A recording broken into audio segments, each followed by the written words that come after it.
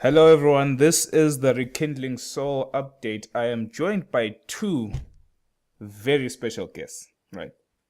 For those of you who don't know the two people I'm with, these are some of the guys that were in charge of these were the initial guys that started off Dota back in the days of Warcraft. For those of you who don't know, the big guys who started off Dota and Warcraft was, of course, Ice Frog, Yules, Kunka. These guys were really big faces in the Dota map. But then no one ever talked about these two guys. These two guys are the ones that coded. These two guys are the ones that did all the bug patching and all the patch notes back in the day, and they're back now. They're actually gonna reveal themselves to you. One guy, is his reputation for his task is really phenomenal. He's got this amazing 6K MMR task. His name is Tommy. Just call him Tommy Gun. He's just an amazing fellow, best personality in the world. And of course, I am plagued with this. Oh my god. Oh my god. This you hear him for yourself. It's that douchebag Zanship. He's back again. And yes, he was in charge of patching Dota back in the day. Yo. Oh my god. I didn't. I didn't say hi. I'm just complaining about how I didn't ruin Void enough. Oh, can you see that voice? That's the voice of a real man's man, not this douchebag Yeah, Zanship. Anyway, as we can see, first things first, this Shadow Fiend reskin is just amazing. It was so good that I dreamt about Shadow Fiend. I will play this hero from now on until I start losing, then I'll stop playing the hero. So one As game, you right? do. pretty much one game, but that one game is gonna be the best game of my life. Dude, You have to really get the you're gonna video. get like 4 separate Shadow Rays rampages, Oh dude. That's how man, it's gonna I'm work. getting in there, man. I'm getting in there. And for those You're of gonna you, get a rampage at level 1, dude. That's how oh it's gonna happen. man. for those He's mid. for those of you who've got a little 39.99 to spare, you could get the Jesus. little Arcana version of Shadow Fiend. For those of you who don't know, Tommy is actually quite a rich fellow, and he says that for those of you who can contact him on Steam, if you can find his exact Hey. account, he will gift you one of these for free. He's got one on I- offer. May I the don't lucky think man so. win. I have £1.43 on my Steam account. I don't think that's gonna cut it. Being fair though, I actually don't think the Arcana looks really cool, like compared to the actual model. No. Except the Requiem and the Razors I, look freaking I awesome. haven't seen the Requiem of the Arcana. I've only seen the reskin though. Basically the guy kind of punches the floor, uh, and then instead of it having like that black and red, I'm not even sure what it is from the normal shot. It's just like fire coming out. It looks really Because cool. now I saw the new Requiem and that shit was amazing. It's like the visuals are good. But then the thing that really gets me is that like with Silencer's ulti, the guy like he shouts silence and then you just hear this gust of wind and then there's nothing else. It's like with this one, it's like the guy channels the souls, you hear the guy muttering some shit and then things go silent and then you hear the benches screaming after that and like, oh my god! He just looks down at his manly chest, yells a couple of curse words, and just explodes. Oh man. But I think the new model looks really cool. But if they were to add an Arcana and not a new model, I think with the old model, the Arcana would look kind of stupid and out of place. Yeah, true. Very true. Right. Anyway, we should probably get to the patch because Yeah. this video is going to be 7 hours long. For sure. Wait, Xander, this is the only bit of the patch. This is the only thing that happened. It's just the SF. So- just the Arcana. That's it. Shadow Front. There's a lot of chests that are gonna be coming. You can now with the courier. What happens is, since I never buy courier, I never see any of the bajillion couriers I have. So now whoever uses the courier will change into that person's selected courier. So that's cool So- for me. So basically, it allows you to buy one of your friend's couriers and then use it and steal the courier from people and then flame them, saying it's their courier, and then just be like, "Oh no, that's not my courier." Oh my that was This my is- plan anyway. This is actually way cooler than I thought it was, because I didn't read into it too much because I was looking down and seeing all the other stuff. I thought it was something like, if someone were to buy a courier, say it was like a flaming Roshan or whatever, flaming baby Roshan, and you had like a llama llama, you would see the llama for the whole game instead of just and you won't see that the other guy's courier. Oh no, it switches. That's how I thought it worked. Yeah, it's like if everyone spams the courier button, it will literally change like a bajillion times. God. Oh my god. So I thought if it were to work like you see your own courier you have selected, that'd be kind of stupid because I wouldn't get any sweet compliments on my sick couriers. Oh my goodness. Fantasy How many courier do you have? I have Red Claw, dude. You do have Red Claw. Yeah, that's pretty cool. Dude, the one that took like nothing to get. All I'm saying is my jade hoofs and red hoofs and whatever's that were hard to get but were worth nothing in the end. At least I get to see them again. Man, my freaking 3 yellow Greevil, man. Oh man. That thing took effort. Pikachu coming back? Pikachu is on the way back, boys. Man. For those of you who like Fantasy League Dota, Season 2 is coming. Unless they are gonna implement money, you'll never see me playing a Fantasy League. So that I'm not interested in. When the money come, I'ma come. But forget that. Fight recaps. Let's see. You've just witnessed the best fight you've ever seen. A willing blah blah. The Ember Spirit game. Oh, the 3 Rapier Ember Spirit, but now you'll be able to peek beneath the hood for yourself. And so now what? You can just see the stats of what damage was dealt by which spells. I think so. The Yeah. experience exchange and which trades were good. Guess that's fine, but only for those who are spectating games. None of this is really important. Yeah. All right. To be honest, let's get to the real meat. That will The help. video is going to be pretty long. Yeah, it's going to help like spectating. Okay. But the actual game. So scroll down to the real caboose right here. We've got the 6.82 update. We're starting by the map change. I saw the map change. If you haven't seen the map change, look for the map change. Hint, hint, nudge, nudge. The map change is on my channel as well. Be nice, please. Anyway, there should be a lot of stuff now that's like the gameplay aspects of the game are going to be different. We'll explain those as time goes on. But yeah, it's actually quite good in the sense that there were so many times where I felt that, for example, if I was running away or juking, I knew a certain place so well that it became a game. Like, it was really fun, which is good because Dota is a game. But now at least I'll have to relearn juking patterns and movement patterns. So Dota is a game confirmed. Apparently, I thought it was a job. Heard it here first, guys. Dota is a game. So the bounty rune is what's our first introduction here. We'll look at the pictures of the map itself. It's the birth of a new rune is no minor event, blah blah blah. This rune will grant you gold and experience for a certain duration of time. And now instead of 1 rune spawning every 2 minutes, we'll have 2 runes spawning every 2 minutes. One being any normal Dota rune, double damage, haste, whatever. And the other rune which will spawn at the other place will be this bounty rune. So you are guaranteed there'll be a rune on both spots every 2 minutes. What's your take on that? And then I'll explain. Well, personally, I think it's kind of good and kind of bad in some way. Like now, I think it'd be an easier job for supports, but it makes securing the rune for them a lot more important. As there's 2 runes, so they can go take one, and if the mid can get the other, then that's pretty huge because that's a lot of XP or like a haste or something for the support, and you're not taking the mid's rune. That's pretty big. So I think it puts a little bit more pressure on supports, but they can do better now. Although for mid laners, it can kind of ruin the matchup.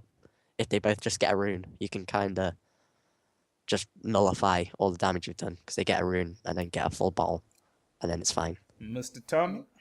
My sort of take on this is that I never have to buy rune wards ever again. As if my mid laner misses a rune, it's his own damn fault because there's 2 of them now. Who knows? 6.83, there are 7 runes on the map at once. Hey, right? man. I don't have to buy wards anymore. I actually think that 12 is gonna be the magical number. Here we go. But the thing is with the bounty rune, I'm not quite sure how it works. I've heard 2 ways of it working, but it sort of like counts up how many minutes the game's been going on and gives you a certain amount of gold and XP that way, or it lasts for a duration, say like 45 seconds, like haste or double damage would. And during this 45 seconds, you sort of get bonuses to gold and experience you earn in that 45 seconds. Okay, there will be there's a little side note in the patch notes themselves, but from what I read and what I understand is that You pick up this rune. You can actually bottle this rune, so it will refill your bottle. So, like Zan was saying, that if you outlane the other mid and he still manages to just, like if your supports don't cover the other rune and you get the other one, he can still get this and bottle it up and then get the charges off the bottle again, similar to how Heroes of New Earth worked with 2 runes. But one thing that I understood from what I was reading was that it has a cap. Let's just say, these are just random numbers, we'll get to the exact numbers. Let's just say there's a number 60 experience and a number 50 gold, right? You will gain 2 gold per minute until you reach 60 gold. Okay. Or That seems really stupid, man. Yeah, that doesn't 2 seem... gold a minute.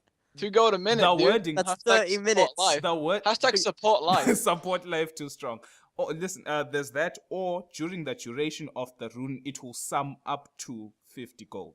Because it has a cap. It's not infinite gold and infinite experience gain for the whole game. Yeah, that'd be kind of broken. You know what I mean? That would So now if it's gonna be 2 gold per minute on one rune, right? Like it would be like your little passive thing happening throughout the whole game. Zan said it would be terrible, right? Of which I think I may be wrong. We'll get to the thing, like the actual rune data. But you have to take into account that you will get multiple runes. So it's like you missed the important rune, like double damage or haste. But at least this gold will give you a last hit.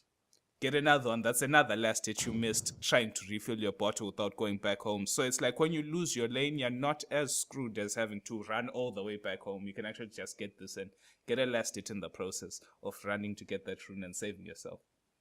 But anyway, let's move on. Crimson Guard was introduced in the new Bloom Festival against the Year Beast. It's pretty much a Vanguard upgrade. You will have a Vanguard and you can upgrade it with a Butler, so it will give you more HP than a Vanguard. It will still give you the damage block. It has other actives and passives that we'll go over later. And you get the armor of the Butler. And so pretty much what I still believe is that if they made Vanguard disassemblable, that would have been the better upgrade as compared to actually upgrading a Vanguard. Because now you'd make a heart and something else. But they don't want to do that because they know everyone. Pretty much there would be no reason not to get a Vanguard now. Because if you're going to get a heart during the same game. So I don't know. Yeah. Bloodseeker has been reworked. Phantom Lance has been reworked. Get that. We'll get to that. Get to that later. Yeah, it gets that later Right. because it doesn't really tell you much. Changelog. We are here.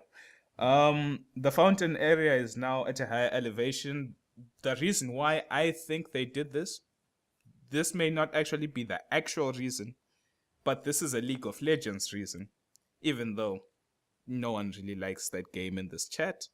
Disastrous. How disastrous. I find it boring when people are fountain diving. It's like you've already won. Yeah. Why are you fountain diving? So now they've got chances to miss. The fog is against them. So since the tower vision range has increased by 400, the attack range has been increased by 100, and the true sight has been increased. You see all the invis guys and all that stuff trying to fountain dive you and kill you, and for them it will be like 10 times harder to do because they have to run up the hill in fear of getting stunned and stuff, and then they'll die.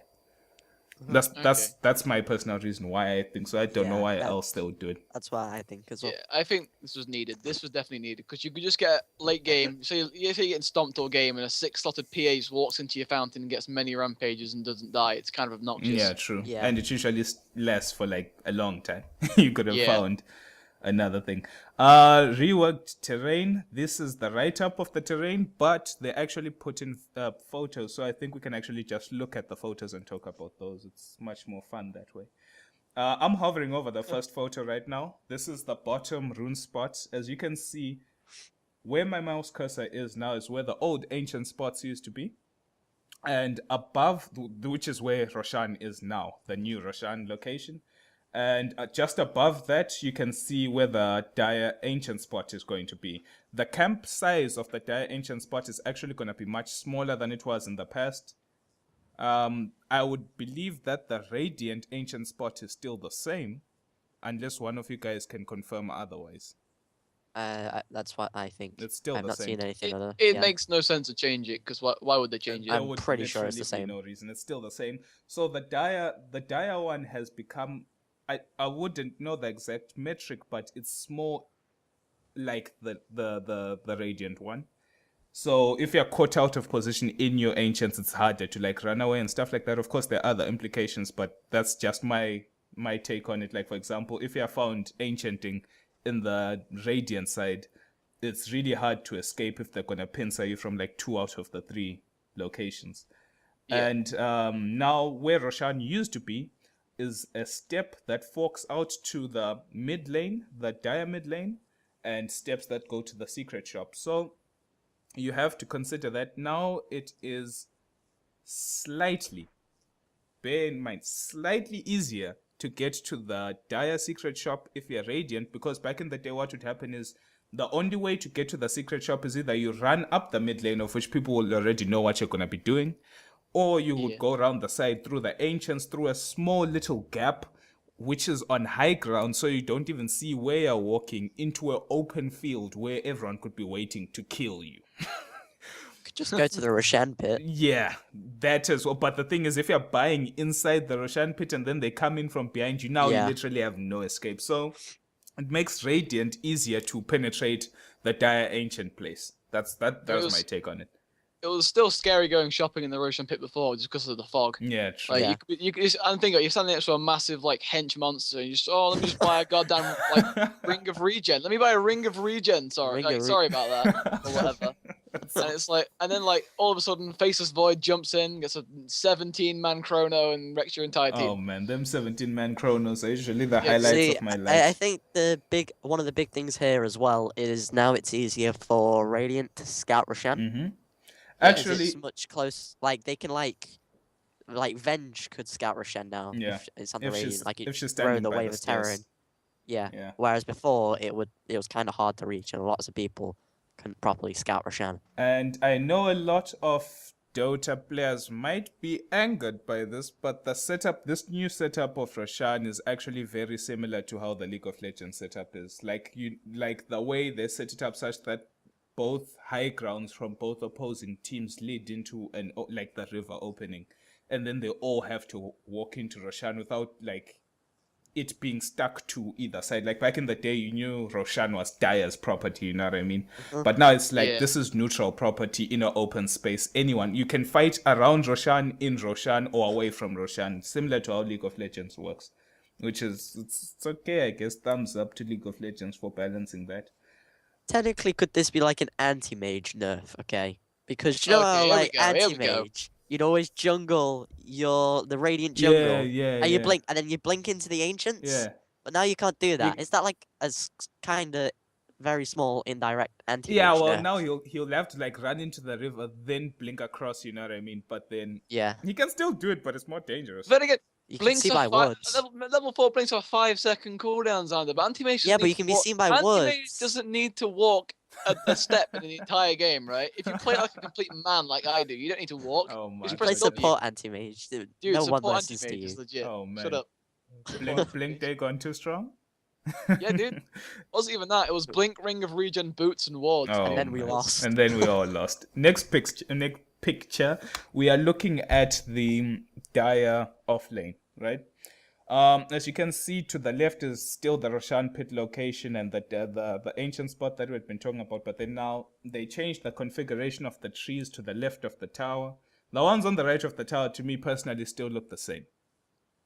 Yeah. They Actually, no. They're different. in There's like a path Yeah. through it. There is a path in the beginning of it, like there where there's the red tree, the first red Uh-huh. tree. There's a path there, but I'm saying beyond the tower, is it any different?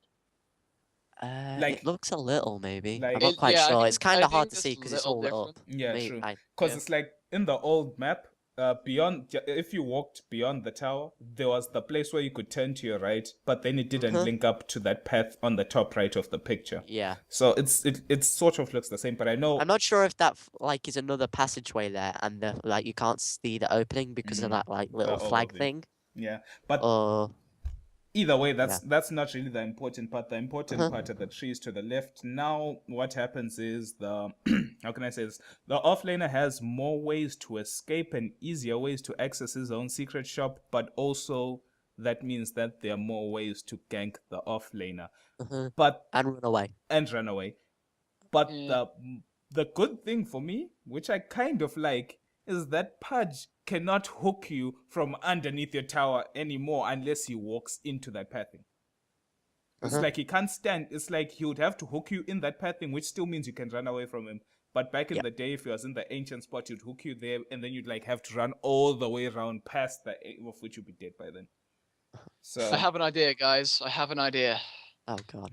Could you hook someone as Pudge into the Roshan pit? yes, you can Right. if they're standing And then by you the can- edge. And then you can try and like get Roshan to aggro them, and then they die, and it's easy kill. Hey man, Like, if How much damage do you think Roshan does? I think it says in the patch notes, so just extra 10 million damage to a hooked unit. oh I man, didn't see that one yeah. part. that must Yeah, be it's a new aura. It's like Radiance, but better. third picture, I'd assume. Yes, we are. This is now showing that the Dire tier 2 on the off lane, they added a ward spot where the cluster of trees, there used to be just a cluster of trees there Makes without. it easier to push the tier 2. Yeah, it's easier to push That's the the only tier real 2. thing, I think. And Yeah. if you take that tier 2, and let's just say you have to back off for some reason, you put that ward there. Next time you fight there, at least it will be a bit harder for people to juke around those trees, because I guess it could help defending the base as well. yeah, if because you could if you get can vision. put a ward You there. can't. You'd have to deward that actually, because that could be quite huge. Yeah, that it's very obvious, but it's a very good ward spot. Yeah. That tier 2 tower, I don't know if it's just the angle of the picture, but it looks like it's moved a bit more in the lane. I don't know. I'm not sure. I always remember it being It looks closest really to the small trees. in the It picture. looks really small. It's like I a don't midget know. tower. Yeah, I don't know if that'll make a difference. Probably not, but it looks like it's more like directly in the lane now. I don't think know. no, Looks do not gives you that impression. Is the open space below it? Yeah, Like that to the bottom Yeah. left, there's actually like way more room now to explore where the tower used to be. That's why it looks more clear now. Of which okay. that is a big thing in the sense that now the tower will grant you at least some significant vision in that area when they're trying to kill your tower. Right, we are now on the Radiant offlane. Radiant offlane, if you're loving that offlane centaur, Mr. Zanship, you now have easy access to go to your own secret shop without having to I go like this. all the way around the. I never understood why I was standing by my tower and I had to go all the way around the trees. At least now there's a short little path. But if people ever want to dive you and you're standing by the stairs, well, they can pincer you even harder. So it's still the same thing as the It's pretty Dire. similar to the other Yeah, offlane. it's the dire Yeah. offlane syndrome of you have more places to hide, but they have more places to kill you. But in this regard, I would think that I'm not sure. I think Radiant offlane though still has it a bit easier. If the creeps are still gonna meet at the same Yeah, place, 'cause you can do the pull. you can still do the pull, so it's still easier. it's Radiant offlane. In the dire offlane, they didn't give that sort of thing because the ancients are on a lower ground than the rest because you can't cut that terrain, so you can't pull the ancients. So it's still not. You can do the pull. You can do the pull to the Dire camp, and that's kind of good for Radiant. Yeah, that's But Yeah. Dire has nothing else like that. it has But nothing. then- So Radiant offlane would still be kind of easier. Then again, in Dire, I feel as in Dire it's much easier to invade the enemy jungle on Dire offlane.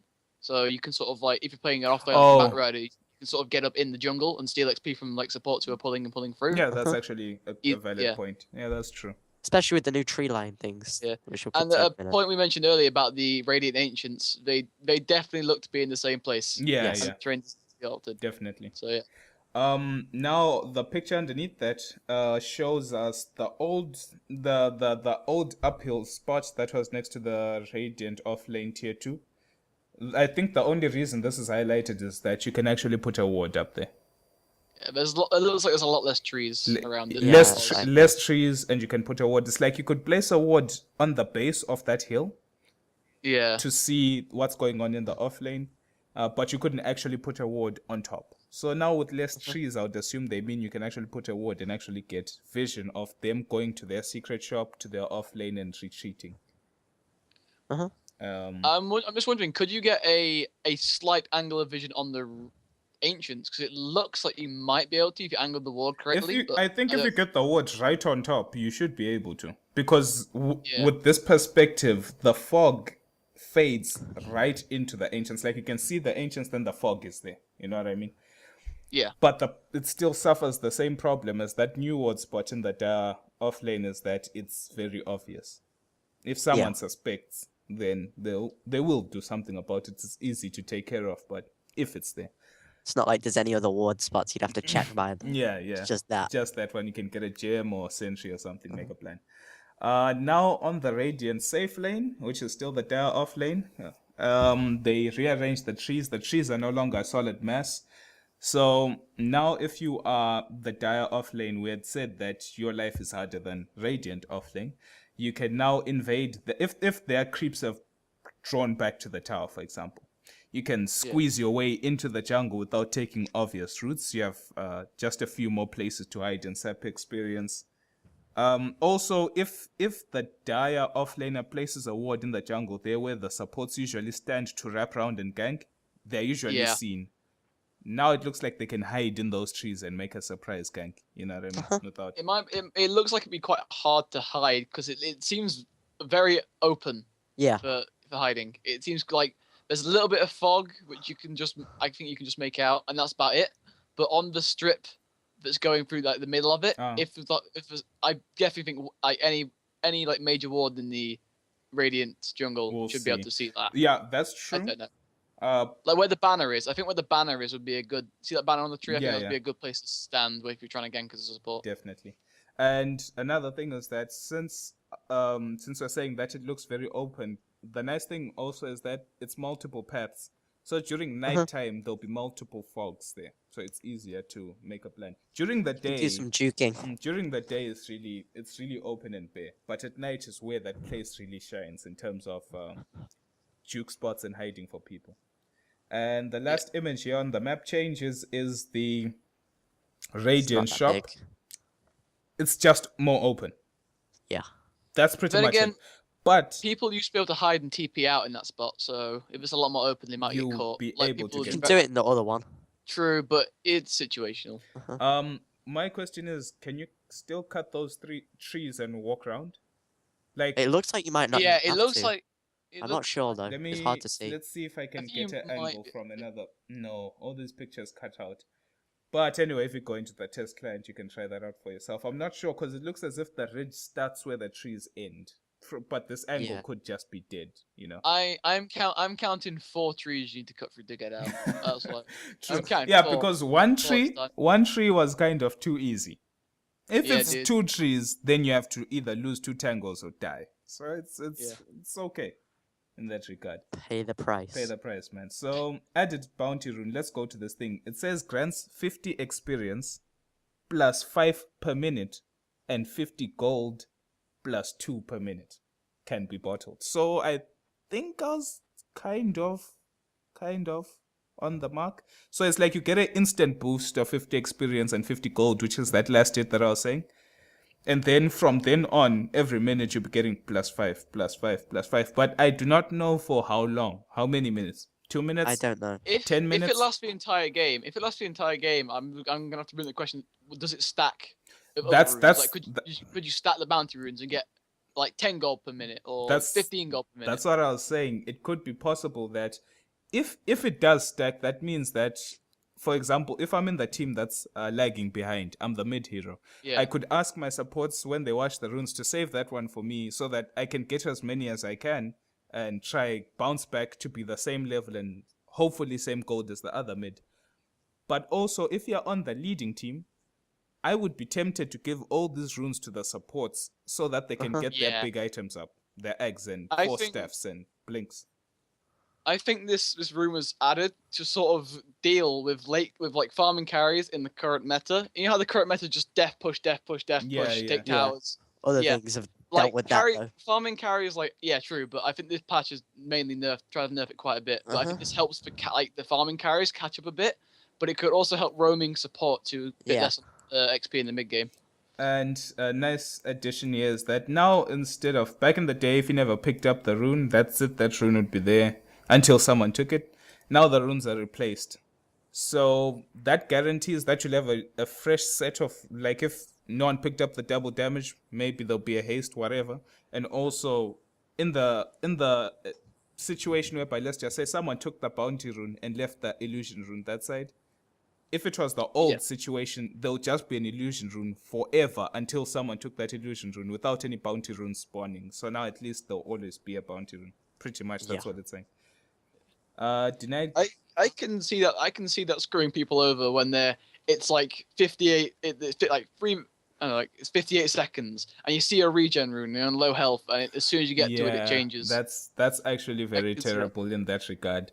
That's actually very awful in that regard, because if you know there's something you want and you can see, like, I'm running for that bounty rune, that invis rune that's gonna save your life. Exactly, and then it just turns into an illusion rune. Oh man, that's when you know things are bad.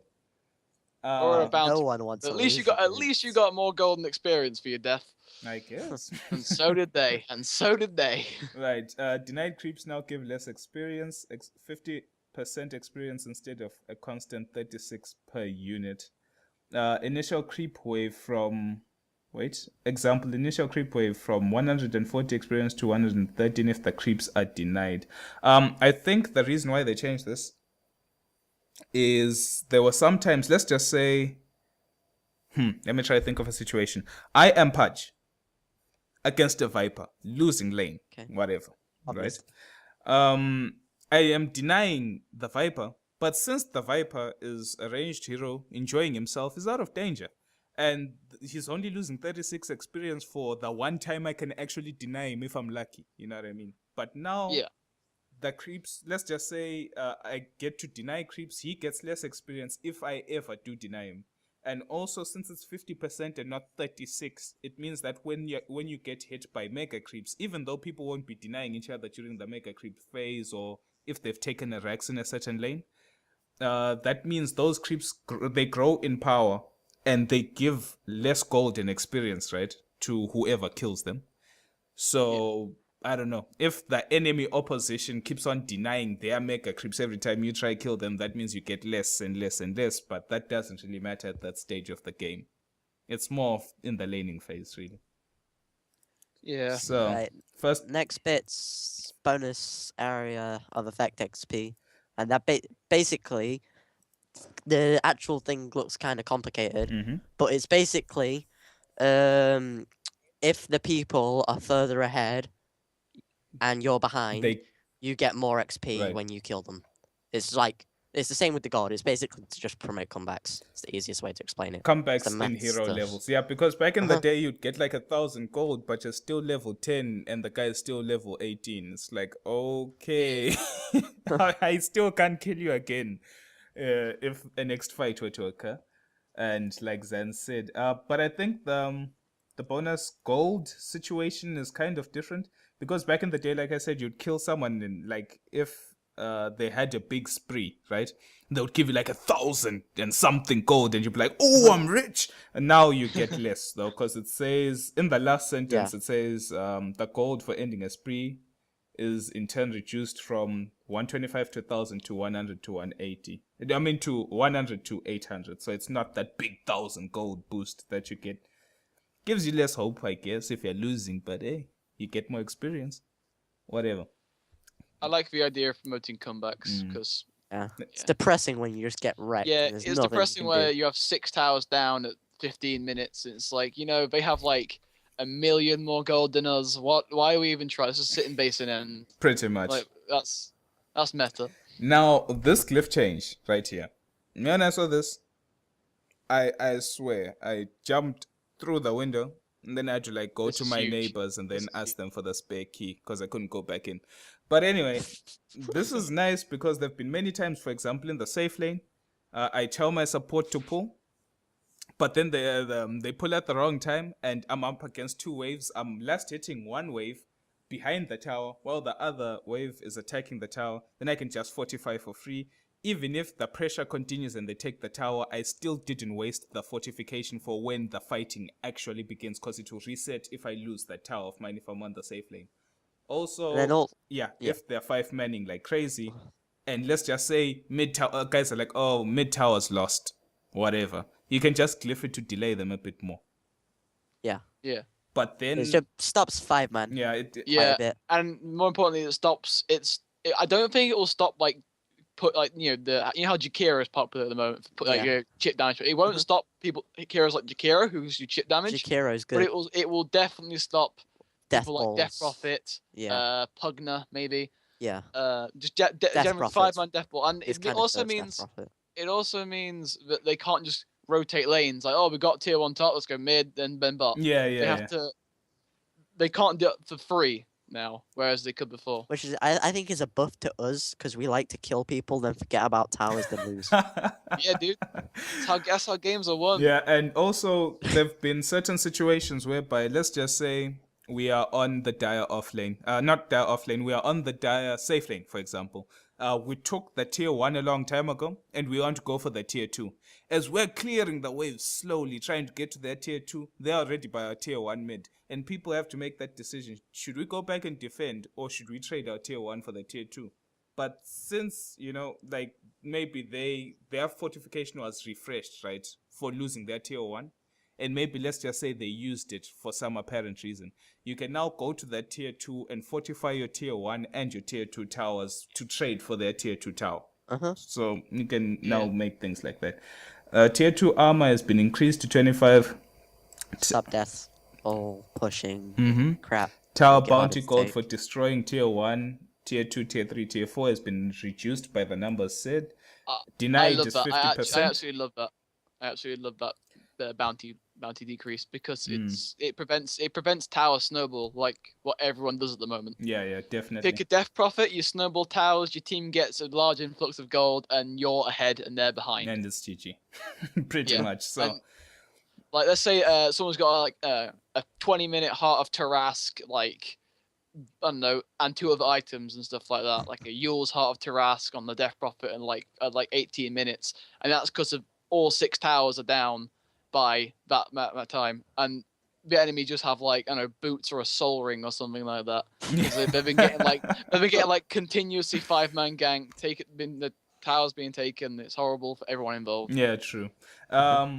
Just on one note, it's actually good that they buffed the towers instead of nerfing the heroes that kill the towers. Yeah. Yeah. Because now, if, for example, they just make Jakiro utter nonsense, you'll never see Jakiro again. But at least now you will see Jakiro again, but he might have a different purpose for being in that game, besides just killing towers. In Captain's mode, third ban phase order is swapped, so that means that I think you pick first, they pick second, and the person who picked first picks last. So if you can pick first, you can guarantee your big hero in your team. And if you pick last, you can make up some, like for example, let's just say I wanted to pick a Pudge for some odd reason, but then I don't want to pick Pudge first. Why is Pudge the example Hey, for man, everything? because you know my feelings. Anti-mage is my example. Anti-mage is my example here. You don't play anti-mage and Neff doesn't play Pudge. Like, what is this? I do play anti-mage, just not very often because I, obviously support anti-mage is not very good, Oh man. despite what I say. Yeah. But anyway, Anyway. my point is the person who picked first is the same person who picks last. So if you want to pick Pudge, let's just say you are adamant that Pudge is part of your strategy and you want him to go mid. You could save him for last and then ban out all the heroes that you know the other opponents will pick that are good against Pudge. So the person who picked first technically kind of had an advantage in that regard. But then now if they switch around the third ban phase, now it gives the second person who picks the chance to ban proactively. Like if you know that something bad is going to happen, you can start countering it now. That's how I saw that change to be. So for example, if they know you're gonna if the person who picked first is gonna scumbag last pick you with the hero that will counter everything you have, at least you can start preparing for it earlier by banning out all the powerful heroes since you're the second pick. Anyway, whoever knows how Captain's mode works can just comment and go die. Reworked all pick. All picking for ranked.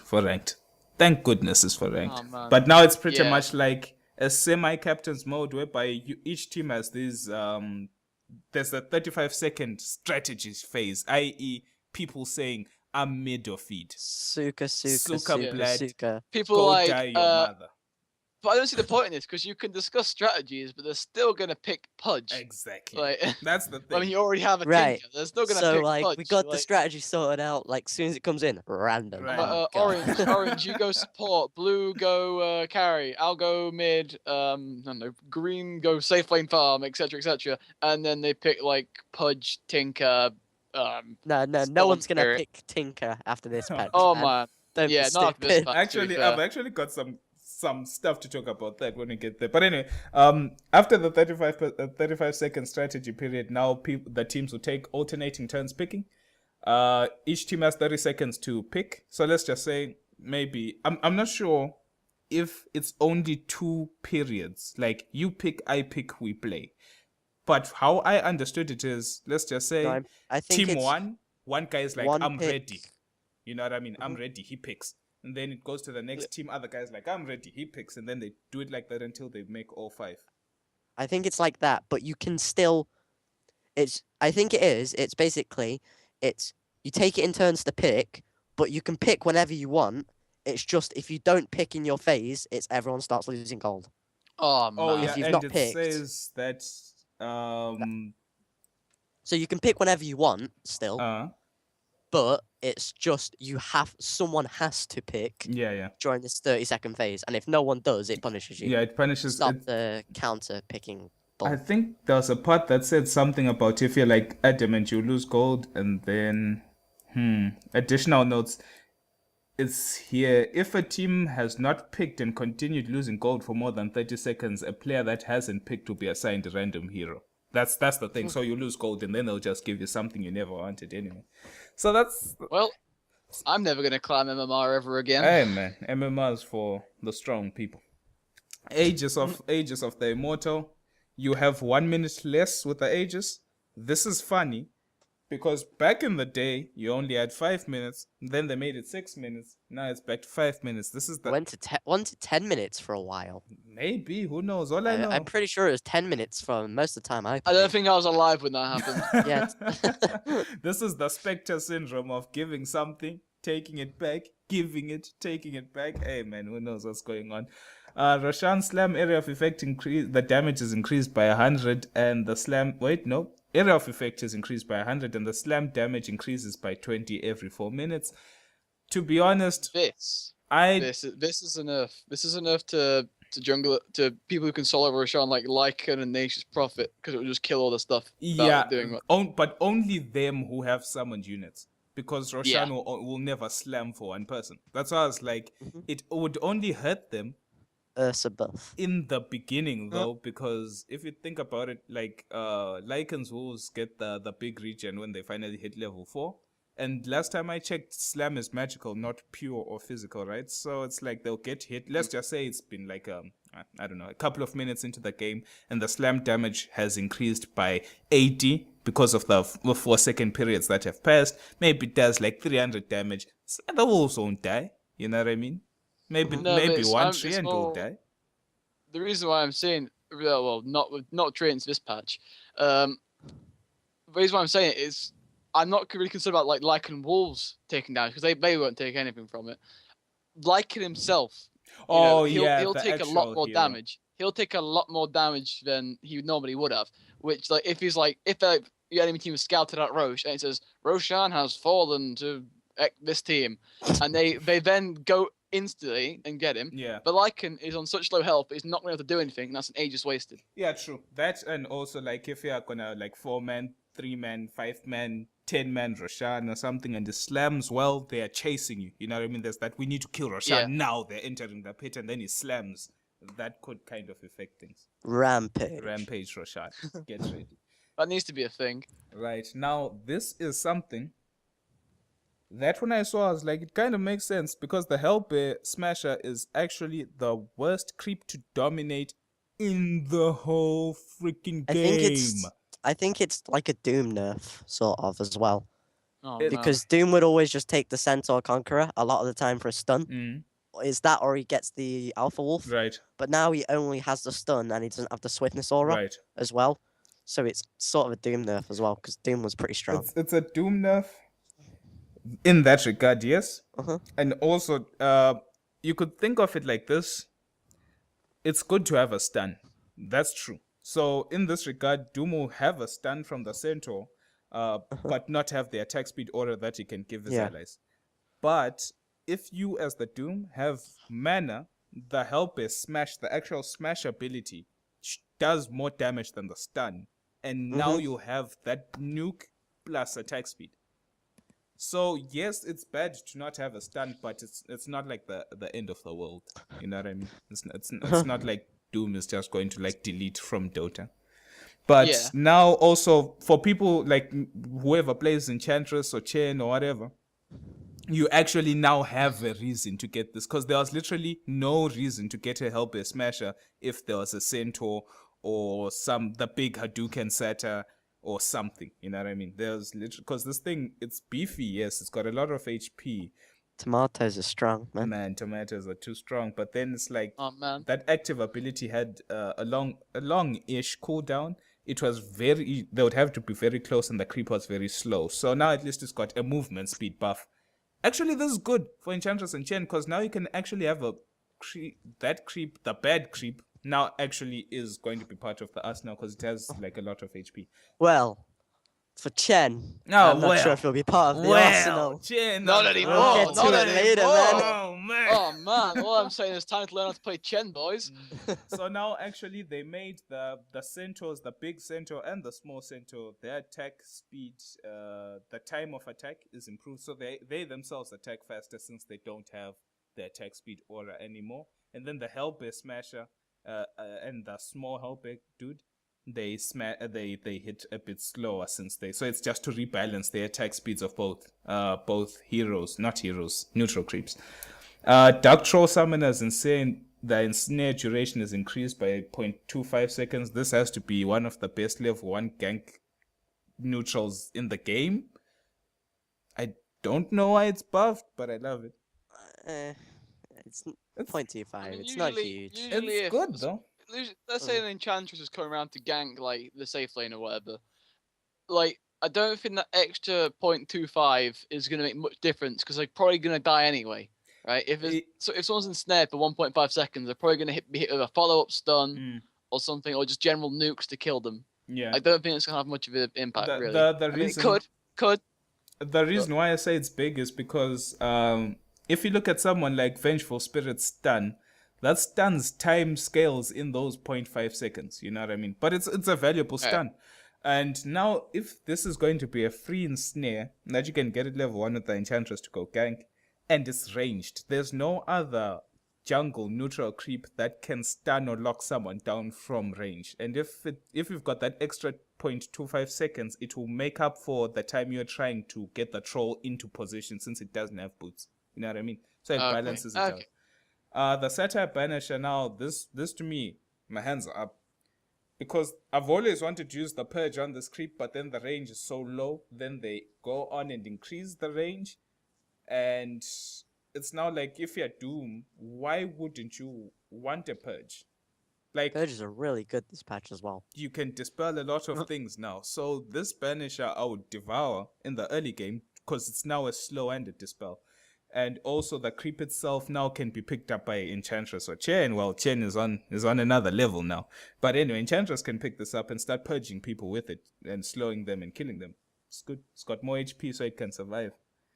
Wild Wing Ripper's toughness aura now works on siege units. That's the armor, the plus armor. So if you want to push, you can actually grip the Wild Wing Ripper. I think the reason they did this was because they nerfed the tornado.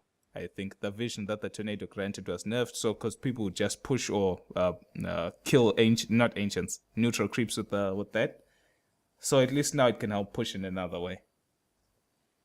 And then fix some rare edge cases with pathing malfunctioning. I think I've experienced this before. If this is, I think I have as well. if I think this is what, first of all, if it's not what I'm going to talk about, then this is a totally different problem.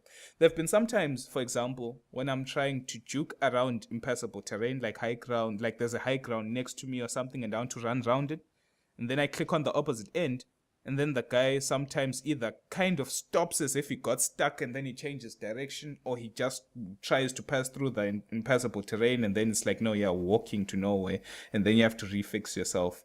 I'm not sure if that's the case, but I think that's what it is with all those rocks and edges and stuff that you can't walk over.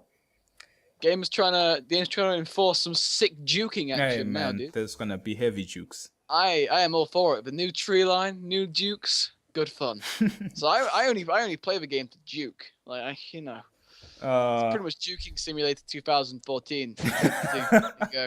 All right, Zen, take these abilities that that can now be cast on spell immunity. What do you think about them? Well, Ice Armors doesn't really matter because you could put it on before spell immune, and then it doesn't really make a difference because before you could be able to put it on before they became spell immune, and they'd still keep the ice armor. So ice armor is not that much of a difference. Surge, I think, is pretty big. Like you can put it on like a BKB Sven, then the guy can run Jesus. around and hit people Mm-hmm. for once. Alacrity is also pretty big. So I mean, attack speed, Right. pretty good. Nature's Guys, meh. Chakra Magic, meh. Recall, meh. Mist Coil's big though. If you can heal through A a BKB. yeah BKB, that's pretty big. That'd be nice. No. That's good Abaddon buff. All I'm saying is recall's gonna be used for trolling. Well, I Like, guess. so your carry finally gets his BKB. It's 10-second BKB. I'm like, nope. Go Back to the fountain with you. Yeah, I guess. I'm gonna be doing that. I'm gonna be doing that. Now, Oh god. since like there've been times where it's like someone has a diffuser blade, for example, right? Like there's a Ricky. You dust him, he diffuses himself, he's invis again. Oh, you start crying. Oh my goodness, he's invis again. Oh, and then maybe you get a diffuser blade the other game, and then someone has something like Warcry, Sven's bonus armor. Then you try purge him, you're like, take that. And then the guy is like, I still have bonus armor. Then it's like, but I thought you could purge off buffs. You know what I mean? Now they're putting more things to be dispelled. One thing, though, that I think you, Zanshep, will cry about is that I'm sure you can now dispel, what's that move called? Flame Guard. So Yeah, you can. That's pretty awful. And Tommy, actually, all three of us would cry. We I'm all gonna play reverse Ember it. Spirit I here. love Ember Spirit. It's my first So- rampage. Ember Spirit was nerfed quite a bit. Now you can even just remove the Flame Guard with that same Satire Banisher, which is now balling. Oh my god. So anytime It all falls into place. Oh man, Banisher gonna be the strongest creep in the game. Anyway, I think it's the Flame Guards and Sticky Napalm are the big ones here. The rest are kind of... Oh god, yeah, Nah. Sticky Napalm. Oh, and Mana Leak. I guess Mana Leak have some things. that's Man, true. Leak's not that good. But the one that actually got my attention because it's annoying. It's not game breaking, right? But it's annoying, and that's Curse of the Silent. If you have I a was about to dispel, say that, yes. it's like if someone Yes. picks Silencer now and he goes Curse and Last Word, you can pick something that has a dispel. And just Yeah, I continue guess. to dispel the person who keeps on getting cursed. If he curses you, you dispel yourself. It's actually very good. Because I thought... Omni-Knight! Hey, man. Omni incoming. New meta. Alright, now we're actually onto the heroes because that list anyone can read for themselves and make whatever they want to make of it. This is when the big things happen, people. Get the Coke, get the Pringles, get your lady. This is gonna be What? a rough ride. It's gonna be a ride. Nephilim Guide Oh, to yeah. 6.82. Man, just Coke, Pringles, and Lady. Oh man, that's it right Living there. it up, dude. Abaddon. Right. Mist Coil mana cost rescaled from 75 at all levels to 50, 60, 70, 80. GG. I love this. Reason why there have been so many times, pretty much in every game I play, I max the shield first, right? But then if I'm the support, I usually just like sitting behind the trees and just boom, Mist Coil my ally. Mist Coil. That guy can just get all the usually in losing lanes, right? I just sit back and it's like, I will not get nothing. I'll just continue healing you and using my regen. But the problem was that the mana became more expensive because you kept on using a level 1 or level 2 Mist Coil. Now at least they cost Clarity, less. Clarity is like bigger now, but now if you're going to be just sitting back and healing all the time. And if you can use it offensively now if you've got a max miscoil. Well, the mana cost is more by 5. Uh-huh.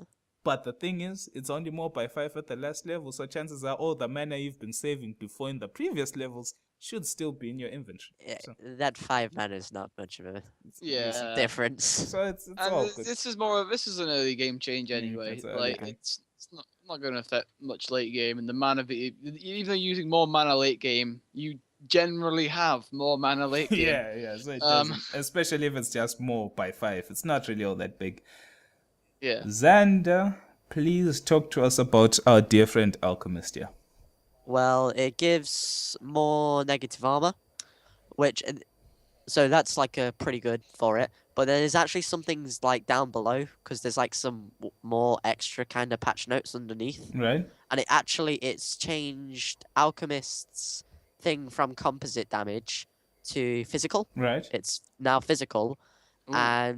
but because of that, they will reduce the damage from 32 to 24. Okay, so in But the now end, it's just physical rather than composite with the minus armor. So I think it's better. That seems better. my feeling to what you've just said is that the damage will still add up to be the same. If armor is not taken into consideration, right? Yeah. But since it's physical, it means that this spell, even though it will do somewhat the same damage if they stand in it forever, it's more potent against lower armor units, Uh-huh. which would be the buff of the increase in armor reduction. That's when the bonus will come in. That's when it will do more damage. Also helps for you like when you smack people. So you have less armor. Smack people and smacking the jungle. That's what I think. Yeah. Tommy Gunn, please may you take us away with the anti-mage. What do you think of Okay, anti-mage? so anti-mage is never going to be killed again. Mhm. It's obvious the anti-mage is the new centaur, Right. and it's going to be the best carry in the game forever. More on story as it develops. So 38 HP is too strong. right, so anti-mage's base strength that it starts with in the beginning of the game was increased by 2 points, which is 38 HP.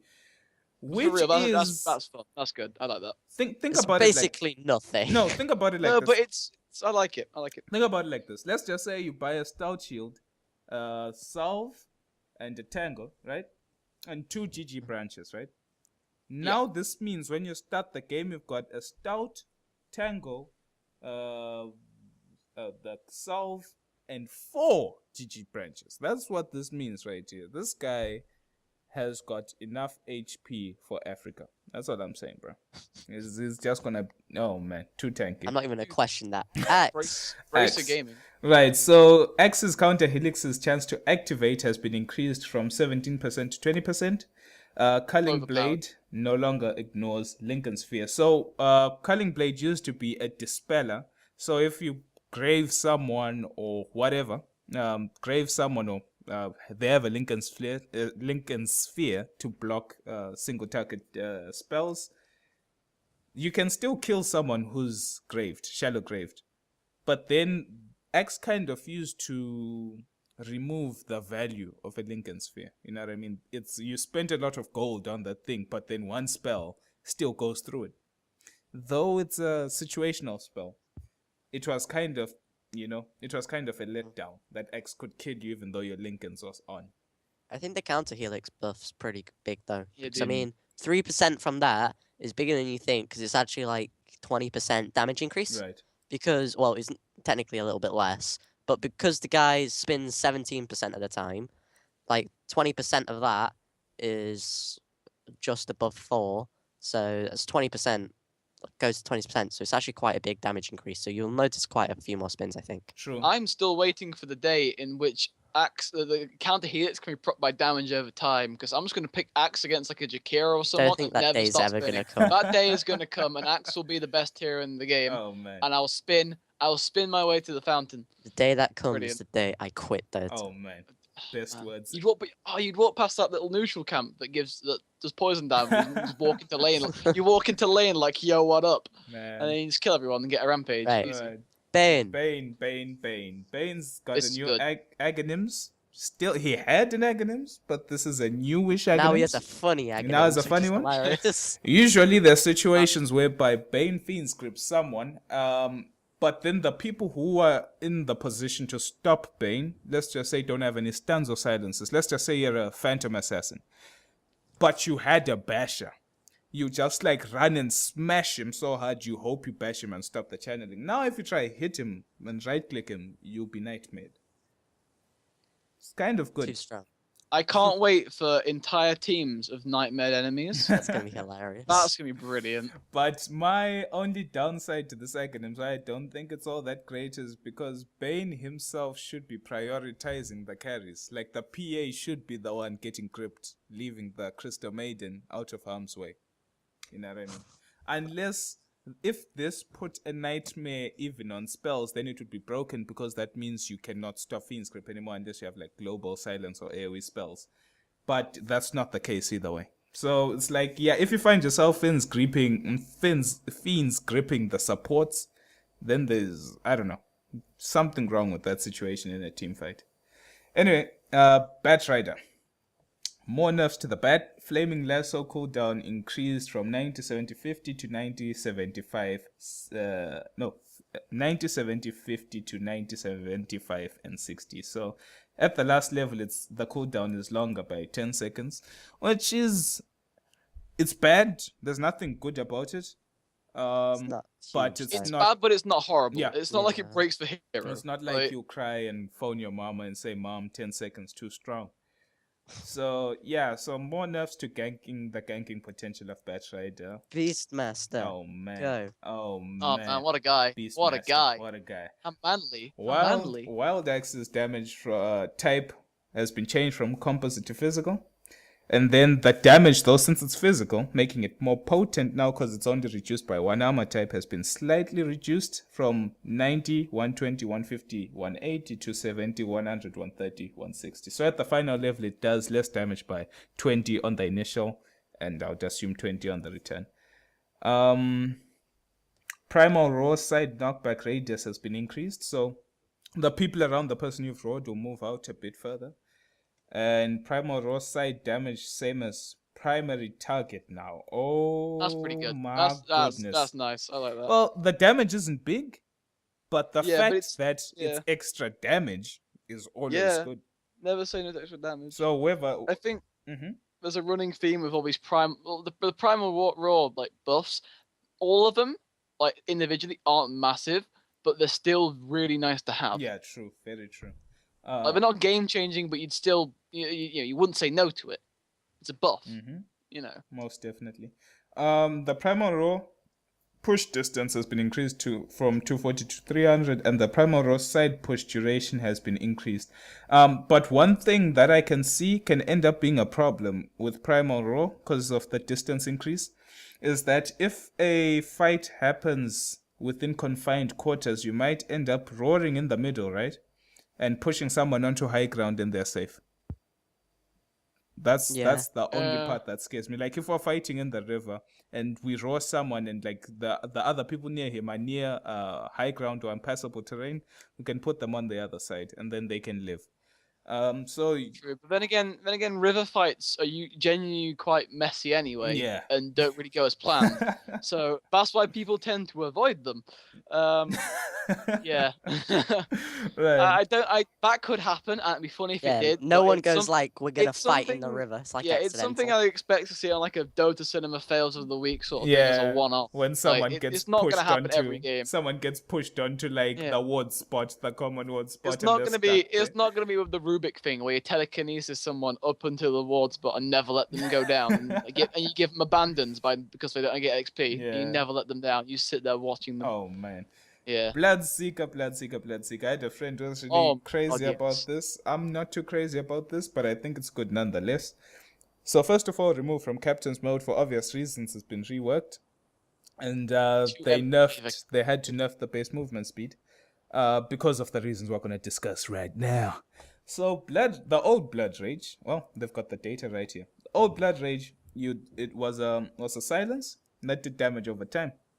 Whoever you silenced, whether enemy or foe, would also get an increase of 120% base physical damage. This was a bonus.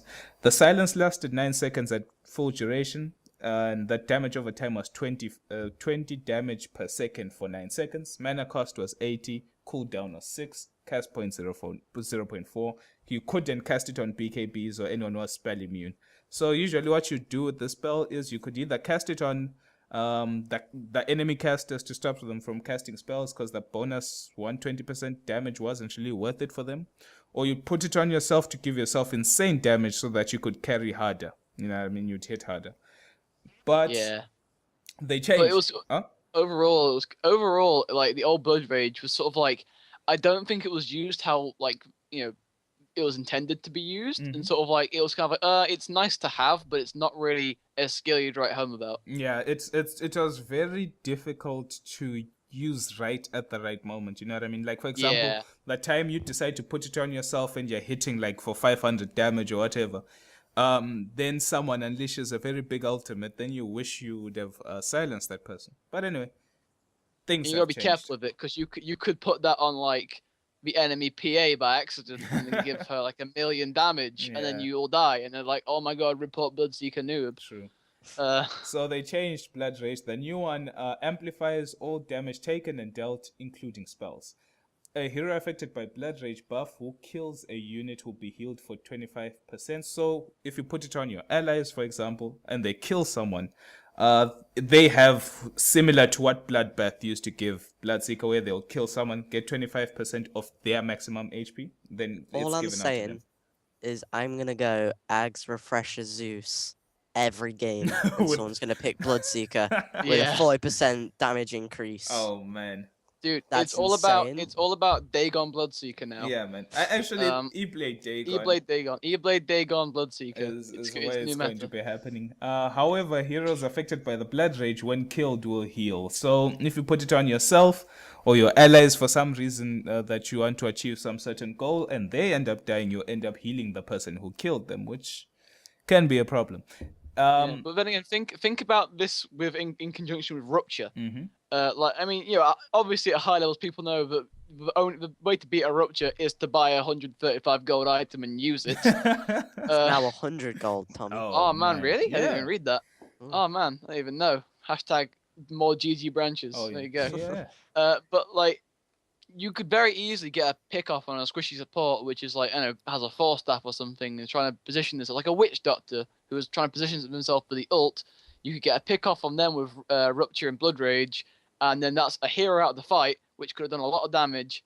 And generally, it also helps Bloodseeker gank a lot better as well, I Yeah. think, because sometimes they get away. Sometimes they can get away and evade your I damage. think the new Bloodseeker sounds really strong. I think it does as well. I think that the new Bloodseeker sounds stronger than the older Bloodseeker. That really wasn't hard. But Yeah. Only- I don't think that he is top tier amongst everyone. Because you still have to consider that this hero. Let me just read these 2 next sentences, then I'll explain. You have to understand that Blood Rage no longer dispels, first of all, so you can't remove buffs on anyone anymore. And also, you can still TP away from everything Bloodseeker tries. Everything. Apart from Basher. That still hasn't Yeah, but- changed. He literally cannot stop you from ever going home in a 1v1 situation. So to me, the hero in that regard is still the same. I think you can just pick him with other heroes with nukes now. Yeah. That's what I'd do. Now he And then you also have an AoE nuke now Yeah. as well. he can with the actually guy. contribute to a lane if you max Blood right first. He can actually do something.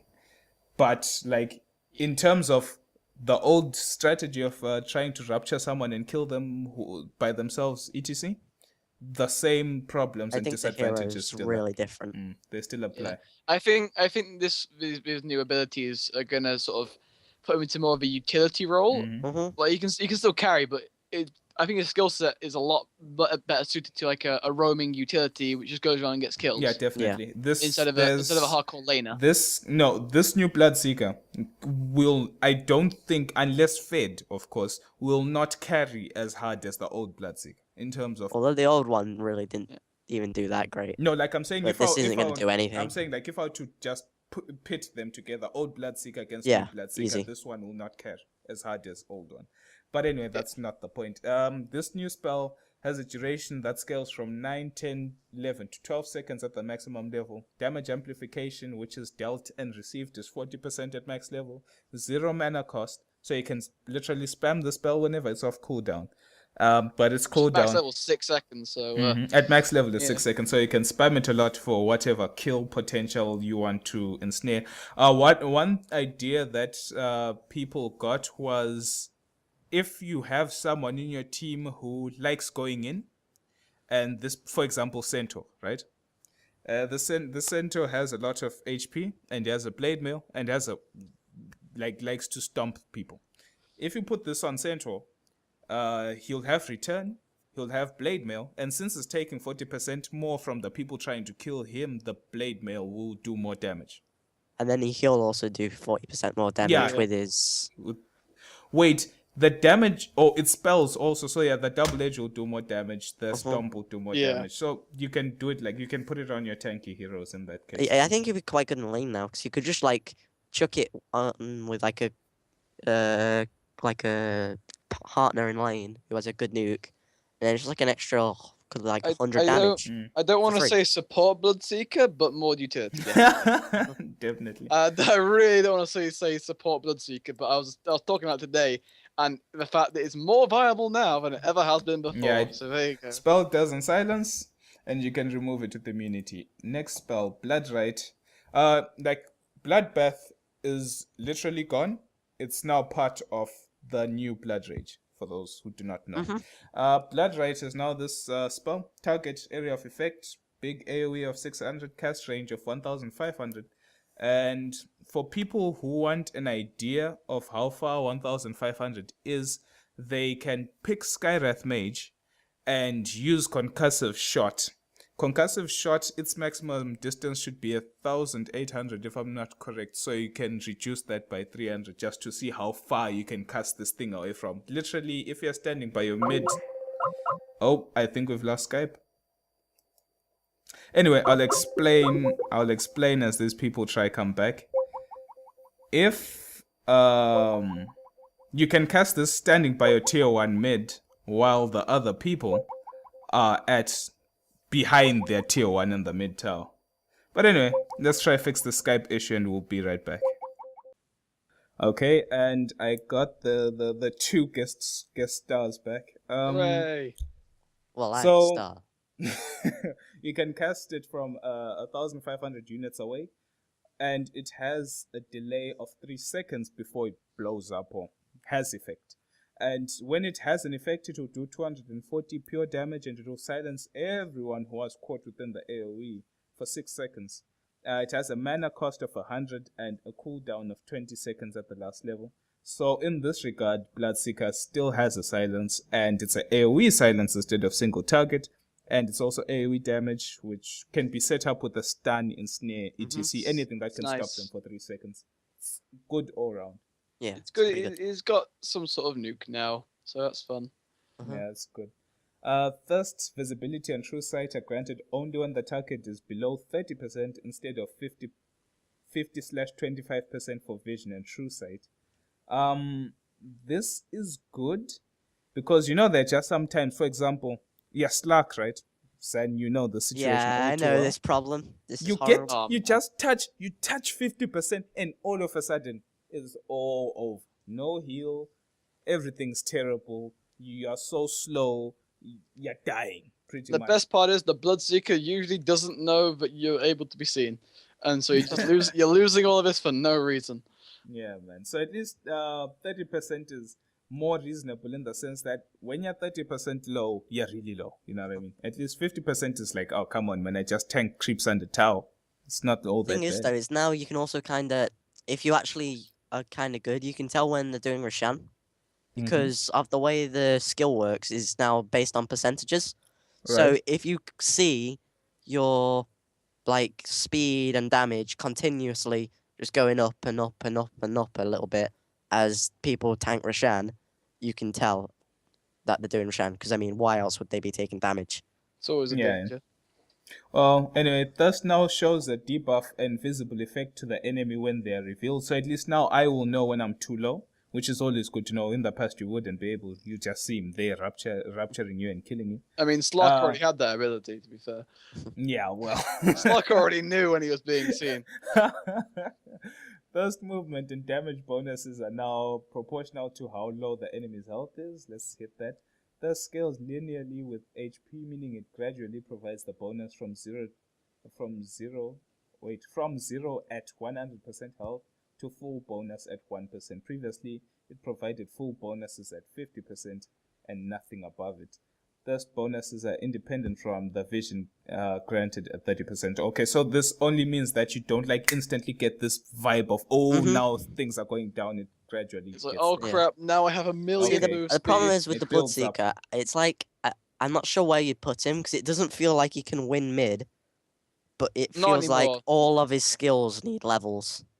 Yeah, all of his skills need levels. If Bloodright, the AoE spell, had a lower cooldown than flipping 20 seconds at maximum, then you would put him mid. For example, if it was a 10-second, right? You just keep on spamming 100 mana, boom, use the bottle, boom, use the bottle, boom, you'd clear the waves. But 20 seconds is too long for that situation. So that's the problem that I was saying. I just don't see where the hero's gonna go. Is that like it You- seems on paper that's- all his abilities are good, but he needs all of his abilities need levels, so they all scale pretty well. Right. But I'm not sure where he'd go. That's why I'm saying sort of like more utility has to be in every kill, sort of. Yeah, but he's not So going to get it's- levels, and he can't Yeah, actually kill but people maybe till he has maybe levels. they could resort back to Jungle Bloodseeker, but that was never good. and No. it's No, probably that's not still gonna never work. good. It's to get the No, HP. it's one of those is just not as hard a carry, but then he's a person that needs to be a carry. It's like there are some teams that will put a farm in Jakiro because they know Jakiro will kill the towers with farm, right? Yeah. He's not a carry, but he has a job to do. So Bloodseeker now just has a job to do. Rapture no longer deals initial damage. Hurrah! I've had boring times when I'm tipping away on low HP, and then boom, Rapture kills me. And it's like, oh man. And also, the thing is, the Rapture damage was actually good at the highest level. It was a significant amount of damage, but that's all gone now because of the first spell, Blood Rage. Since it would amplify the damage, if they walk around now, you can put that on them. Then Rapture will do more damage over time. Yeah, then again, Rapture they could just stand still and TP out, and then Yeah. literally Bloodseeker could have done no damage and wasted 2 abilities for it. Pretty much. And Rapture duration is 12 seconds now instead of 7, 8, 9 at max level. And Rapture cooldown has been reduced from 70, 60, 50 to just flat 60 at all levels. So it's worse at the end in terms of cooldown, but it lasts longer. So, Yeah. so. Either way, I think Bloodseeker can be played. He was, like in the past, he could be played, whatever. Yeah. But I'm not really a big fan of the hero either way. So that's my take on it. I just don't see where he fits. When they find a place where he fits is when he'll actually be good at something. Anyway, moving on to Bounty Bounty Hunter. Hunter. Bounty Hunter's a goddamn lich now, that's all I'm What saying. a great freaking change! It's Most- really cool. These are one of those shadow changes that really don't mean anything, but people go crazy. Yeah, but it sounds Yeah. really cool. Bounty Hunter can do something in the team fight now. It's yeah, do he can something nuke now. 2 people. Yeah, Yeah, he can nuke 2 people now instead of It's 1. better than Exactly. one. It's better than one. How good is that? So if you track 2 people, you can now throw a shuriken, and when it hits the initial target, I assume it will calculate range. Whoever's in 900 range of that target that's been shuriken tossed, the shuriken will bounce to them. Or the other situation could be that you'll throw the shuriken with multiple tracked units around, it will hit the initial target, then it will locate you and calculate 900 range around you. So I think it would be I think it's I from think the balance of the target. Yeah. And because it sense just for the says target. it says shuriken toss now bounces to all tracked Mhm. units within. Yeah. It doesn't specify. We'll have to see. Anyway. Brewmaster. Brewmaster, drunken baller, strike, evasion, timer rescaled from flat 10 seconds to 16, 14, 12, 10. So the guaranteed crit and evasion now takes longer to occur at lower levels. Only at max level will it be the same. That only really just affects the early laning phase where he has more or less hitting potential. Now it's Then again, kind of almost hurt Brewmaster's a little really bit. strong laner anyway. Brewmaster's Anyways, an amazing laner, so it's not that So. big enough. It's not all that big. Right, Broodmother. Big Best hero changes to game. Broodmother. Best hero in the game, but still not in Captain's mode. Spinweb now has 1, 2, 3, 4 charges with a 40-second replenish time instead of a 30-second cooldown. So that means at max level, you can just spew out 4 webs instantly. I think that's mainly just so you can change lanes or team fight. Yeah. Yeah. It's pretty much And it. the maximum webs are still the same. Spinweb time to enter hidden mode after taking damage is increased by 6, so it's harder for you to escape, since maybe, I don't know, they think it's necessary to keep on nerfing Broodmother's escape ability. Spinweb movement speed bonus is doubled whenever Broodmother's is in hidden mode and having not taken damage recently. So probably a Broodmother that has a Yasha or drums could possibly achieve maximum movement speed in her webs. Spinweb phasing and speed bonuses now work on the spiderlings, so the spiderlings will also be fast. Spin webs are now selectable and have an ability to destroy themselves. Like Zan said, if you want to move to another lane or move to another fight, you can just destroy all your previous webs and make new ones somewhere else. And spin web can now be cast from anywhere as long as the new web touches another lane. So if you have a web in one lane, but you had made your own little nest on the other side, you can destroy this nest and start creating on the other side before you even get there. Or you can just TP and make it as you are walking there. You know what I mean? So either way, this just helps Broodmother's relocation, because Broodmother was a very stagnant hero, which was really bad. I mean, really amazing. And now, whenever Broodmother is taken out of Spinweb's free pathing, she destroys trees, which helps you chase her better. She can't really run away all that good. So, we'll see how it works, but like I said, Broodmother is very stagnant. Only if this actually does make her a bit more active, will you start seeing some bonuses to having Broodmother in your team. Centaur Warrunner, Sanship, all yours. I cry every time. Mana cost 20. I mean, it's not a big nerf. It's just like, Yeah. how come his nerf is like as big as Brew's nerf? Oh man. I mean, Centaur's a fun hero. Brew's a stupid hero. Who likes Brew? Oh man. All I know is that there might be way more mana problems now for Centaur, because last patch, I believe, It was the Stomp, Hoof is 130 mana per level. right, All 130 mana, levels. and 100 mana on the sword, be 230 mana each time you want to engage, and it's not like you're gonna Hoof Stomp once anyway, so yeah, you might... This mana increase is probably to stop the amount of kills you can get earlier. Because that's Yeah, all it most is. That's definitely. all the meta is early game now. Like it's enough to early game, really. CK. Chaos Knight Phantasm Illusion duration increased from 24 to 34 seconds. It's a goddamn party. It's a party, man. This only in the early game. This is not all that good It'd be good for pushing. because the illusions die, right? Like I'm just saying, in the case of fighting, Yeah. right?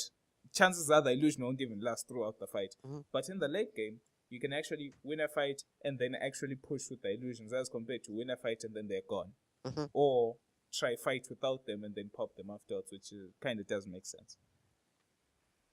Chen. Penitence duration rebalanced from 7. Let's be honest, Steph. Who cares about penitence? Look, Yeah, just scroll down a let's little skip. bit, man. Let's skip to the good stuff.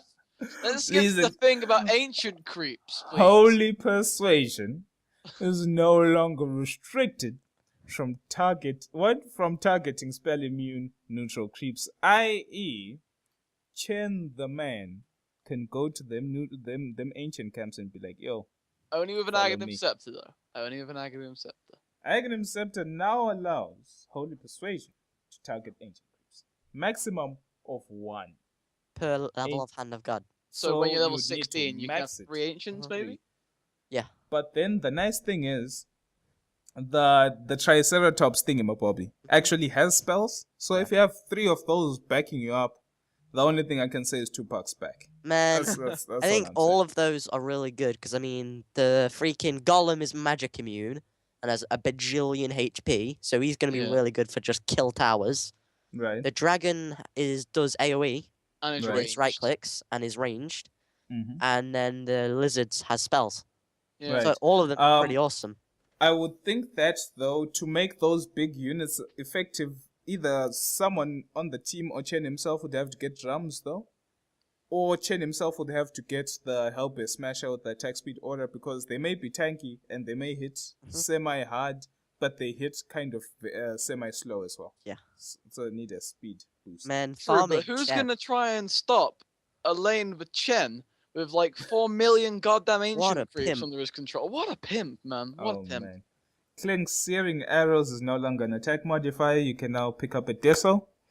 Your arrows, since they are physical, the burning arrows, they're physical, so they'll benefit from the Deso. You can pick up Lifesteal. Yeah. You can pick up a Satanic. You can pick up pretty much any orb now. So this just opens Clink's damage options in the late game, because it's really restricted on them sometimes because of his orb effect. It's just like the guy who got left behind, really, with the attack modifier. Clinks is one of the guys who got left behind. I mean, over here you see Ursa with like 17 different orbs, not even caring if they don't stack. He's just gonna have all of them because he can, because he goddamn can. Because he can. Yeah. Anyway. Clockwork. Hookshot now pulls Clockwork to neutral creeps normally like any unit. It previously triggered on neutral creeps but did not travel to them.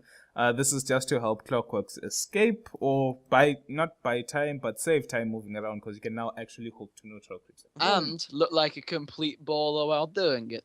Yeah, man. Oh, yeah, I guess you can actually, if you have a Chen in your team, Yeah. you know, he can be setting up neutral creeps in a train, so that you can be like hook to one, hook to another, and then you're like at the enemy fountain and you've won. Yeah, dude. I don't think that's how Dota works. I'm pretty sure it is. Crystal Maiden, frostbite damage interval from 70 damage per 1 second to 50 damage per 0.5 seconds. Total damage now 150 to 300. Still lasts 10 seconds on neutral creeps. Yeah, bigger So if good, it's if it's more damage overall, definitely. And this actually, like, if you're a Crystal Maiden in a tri lane and you know you have nothing to do and you're in a jungle, you'll kill the creeps a bit faster, I guess. And also, since the damage ticks are in smaller intervals, you should get at least a majority of your damage faster before the enemy realizes they can actually just TP away from you. Freezing Field. Wait a minute, guys. I've just had the greatest idea I think I've ever had.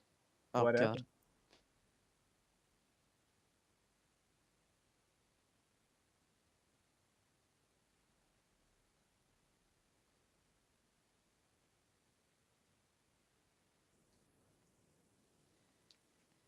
So what's this big idea you're talking about, man? Oh man, it's the best idea I think I've ever had ever. It's called Chen Lich with Aghanim's Lich, Aghanim's Chen. You just get a load of magic immune ancient creeps and just take them around the map and kill everyone. And that's how it's gonna happen. You didn't really explain it too well, man. Oh, I think I explained it the best I could possibly do because it's so euphoric that trying to explain something will perhaps even break your mind. Oh. Anyway. Well, anyway. Moving On to Darkseer. Every patch, vacuum just has to appear. I have always had this argument with Zanshep. I always used to tell Zanshep that 28.0 seconds is way more accurate and more timed than 28 seconds. Because if it acted at 28 seconds, there's a chance that it could be 28 seconds positive or 28 seconds negative. So that little What does that even mean? It could the break. paradigm. It could break the combo. It could break the paradigm of time itself. Ice Frog's addressing this. Anyway, on Finally, to it's Dazzle. 28. I don't even know. On to Dazzle very quickly. Let's go on to Dazzle. Right, Dazzle's Aghanim Scepter wave armor reduction per second has been increased, so eggs on him is slightly better. Death Prophet's exorcism cooldown increased by 20 seconds. So a lot less So the peaky ulti pushes. takes, just to delay your push by 20 seconds. Not that big a nerf to the hero, so I still like. Yeah, Death it's Prophet. not big enough to hear, but then again, the buffs It's to like the indirect buildings. nerfs. Yeah, it's indirect nerfs Yeah, that have nerfed her. true. Doom now requires Aghanim Scepter to disable passives back and best Doom camper. ability. Doom ability cast point increased by 0.5 seconds. So this was to address two things. One, that Doom is a good hero. And two, the ability to doom someone instantly was very good. You could just blink out of nowhere and doom someone and they didn't even know what was happening. So now with the 0.5 cast time, that should be the exact same cast time as Thunder. So it's you really see the Man, animation coming and try blink What's away. gonna happen is every time someone picks Doom, I'm gonna pick Viper and then laugh when he Mm-hmm. dooms me as he gets slowed from corrosive skin the whole time. Because I now have my Well, passive. Oh man. there is going to be a change on Viper that we're going to talk about later. Drow Ranger, Frost Arrow slow increased Drorongo? from... Oh, Drorongo. King Drorongo. Kongo herself Dongo of all the boys. I don't even know what that has means. slow... The Tongo The of all the first- boys. Carry on. Carry on. The first three levels of Frost Arrows now slow better by 4, 6, and what's that? 3 plus 5, 8. Nice So, maths, man. anyway, whatever, man. Whatever. We are So on good. thy spirit. Yes. Added Aghanim Scepter grants Earth Spirit a new ability called Enchant Remnant, which lets him temporarily convert a hero into a stone remnant. Ally, enemy, doesn't matter. They are turned into a stone for 3 seconds. They are invulnerable during this time. Earth Spirit can kick them, roll over them, or pull them. And the cast range is 600. The mana cost is 150. The cooldown is 45. And when they explode, a 300 area AoE around them will be dealt 300 damage. I'm not sure if this 300 damage will affect them as well, the person who's inside, if it's an enemy. But if it's an ally, guaranteed the 300 damage will just hit the people around the ally if you chose to keep him in the fight. What this just means is that Earth Spirit has always had this dual personality kind of thing, where he can either be used to be very aggressive or very defensive. So now his ulti can also be, well, this Enchant Remnant can also be used as a defensive or offensive thing, because now you Man. can... You get Aghanims, you get a blink. You blink in, you turn their carry into a stone, and you just kick him into your team. It's like a super bat rider, then roll away. Yeah, True. Yeah. I think that's I gonna like be Oh, this. pretty I really awesome. like this on their spirit. It's very good. It's very good. Yeah, it's decent. But in the past, you could just blink behind someone and kick them. But if they used BKB, it wasn't as instant as Stone Remnant, because Stone Remnant is Yeah, an instant but you cast. kick them for miles now, since they're a stone. Yeah, true. Yeah. Since they're stone, they go far. But now there are a few changes here and there. Boulder Smash unit targeting now only selects units, and Boulder Smash point targeting now knocks back the closest remnant. What this means is that there'll be sometimes maybe if Tommy is near my stone and I want to click on the stone and I click on Tommy, or click in between and then I kick Tommy instead of the stone. Now, if I'm free targeting, just clicking anyway, I'll kick a stone only. That's happened And to if me a I lot, ta- to be fair. That's if I select something that I want to kick, then I'll only kick a selected unit. The stone will stay there, so at least it's easier in that regard, I would believe. Geomagnetic grip silence rebalance from 2.345 to 2.53, 3.54. So it's kind of better at level 1 and level 3, and then is less good at level 4. And so that's kind of enough. And geomagnetic grip damage rebalance from 100, 150, 200, 250, 250, 125, 200, 275. So it sucks earlier and is slightly better later by only 25, which is not all that. And the grip pull speed on allies has been reduced. So here they're just trying to nerf his ability to save allies, because now they move back slowly. It also And his screws damage Spirit in over. ganks. It also screws me over in the sense that if it's against like a Viper or something, let's say it's a 1v1. Let's say for some reason Earth Spirit's gone mid because the team wants him to go mid. I mean, he can mid. It's fine. It just Right. people would use I do this as well. They'd use like the grip to secure last hits against the Viper from range. Right now, it just makes it a Right. lot harder at level 1. Oh yeah, in terms of the damage reduction, definitely, it's really sucky. Yeah, so the early game is gonna be tough. I don't know. I think that they're really trying to kill this guy. Yeah. Well, what's with all the hate towards Earth Spirit? Stone remnant drop range has been reduced, so your stones have to be a bit closer. Fixed stone remnant being unable to travel as a projectile through chronosphere, and fixed stone remnants not appearing in fog of war. Excuse me. So now you can actually kick a stone into the chrono and stun the faceless void while he's trying to kill someone. And it also hurts his placement of rocks because now he actually has to travel in a bit closer and put himself into more danger, but not by that much. And magnetized search radius increase from 300 to 400. That's your ulti. It will find targets who are further away from you who's casting the spell, which circulates around you, and magnetized stone remnants disappear after 8 seconds instead of 5, so they last longer. You could cast stone remnants to refresh the effects of magnetize and add the debuffs if there were any. Well, anyway, overall, they gave this guy more utility with the eggs, Yeah. but his utility without the eggs is continuously taking a beating.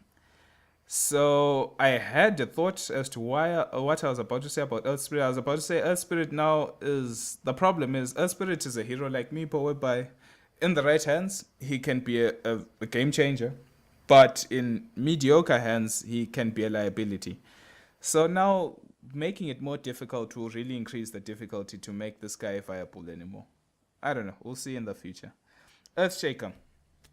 Fissure no longer has unit targeting, and Fissure no longer blocked by Lincoln Sphere. Sancho? Xander's crying at the moment. Nah, it doesn't make any difference.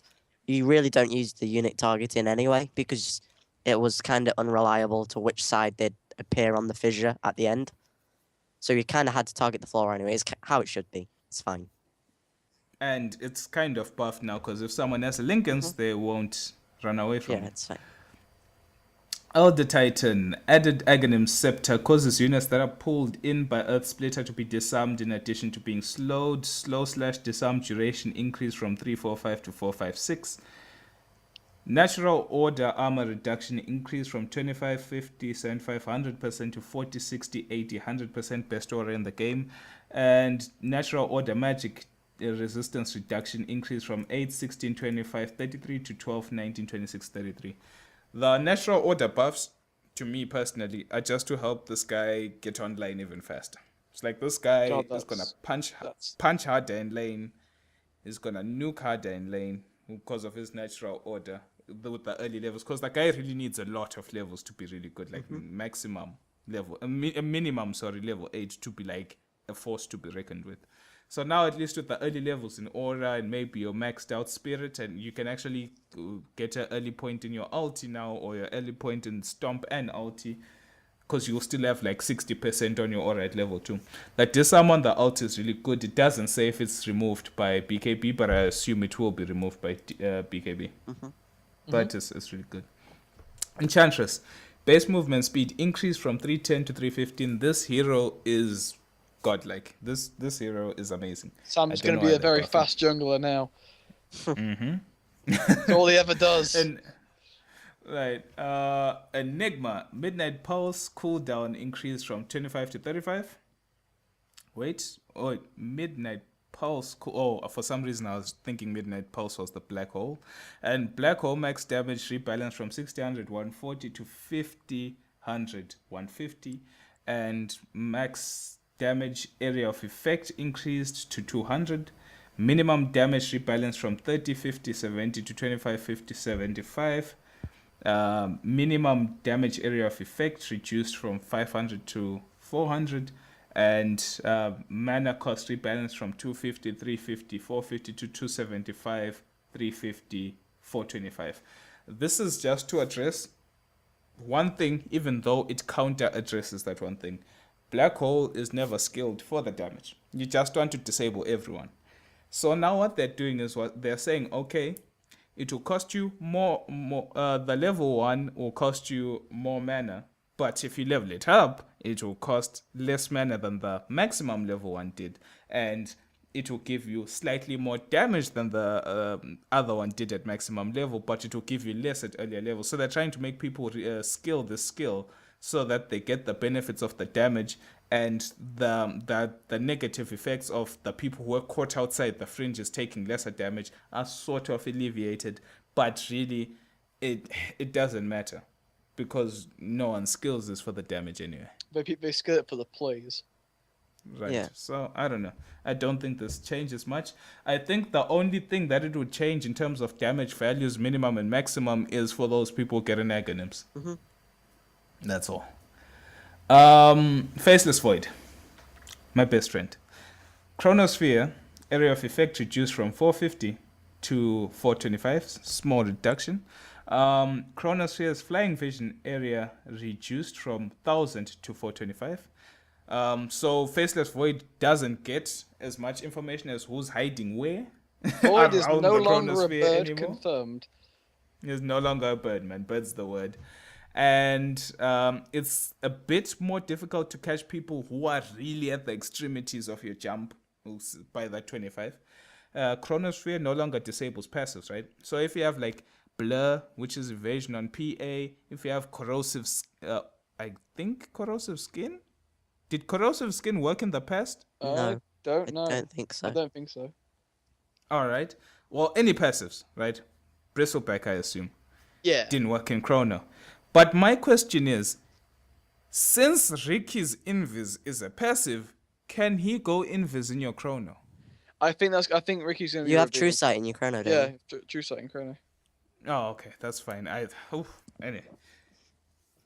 Moving on. Bristleback, best counter EU. Yeah, too strong. Yeah. Hey, we didn't talk about that. Chronosphere's Yeah. effects no longer linger in extra 0.5 seconds. Guess this was a bug. Chronos lasting longer than it should have. So they're just trying to make it harder to get perfect Chronos. But besides that, Void still hits hard. He's still got high base armor. He still jumps very far. He still moves fast in Like- Chrono. He still hits extremely hard. So it's still good. I heard something about the 0.5 seconds being actually a lot more of impact than people already think. So I heard something like if you're a hero with 300 base movement speed or more, you get caught at the end of a chrono. If Chrono's working properly, you wouldn't be in that chrono.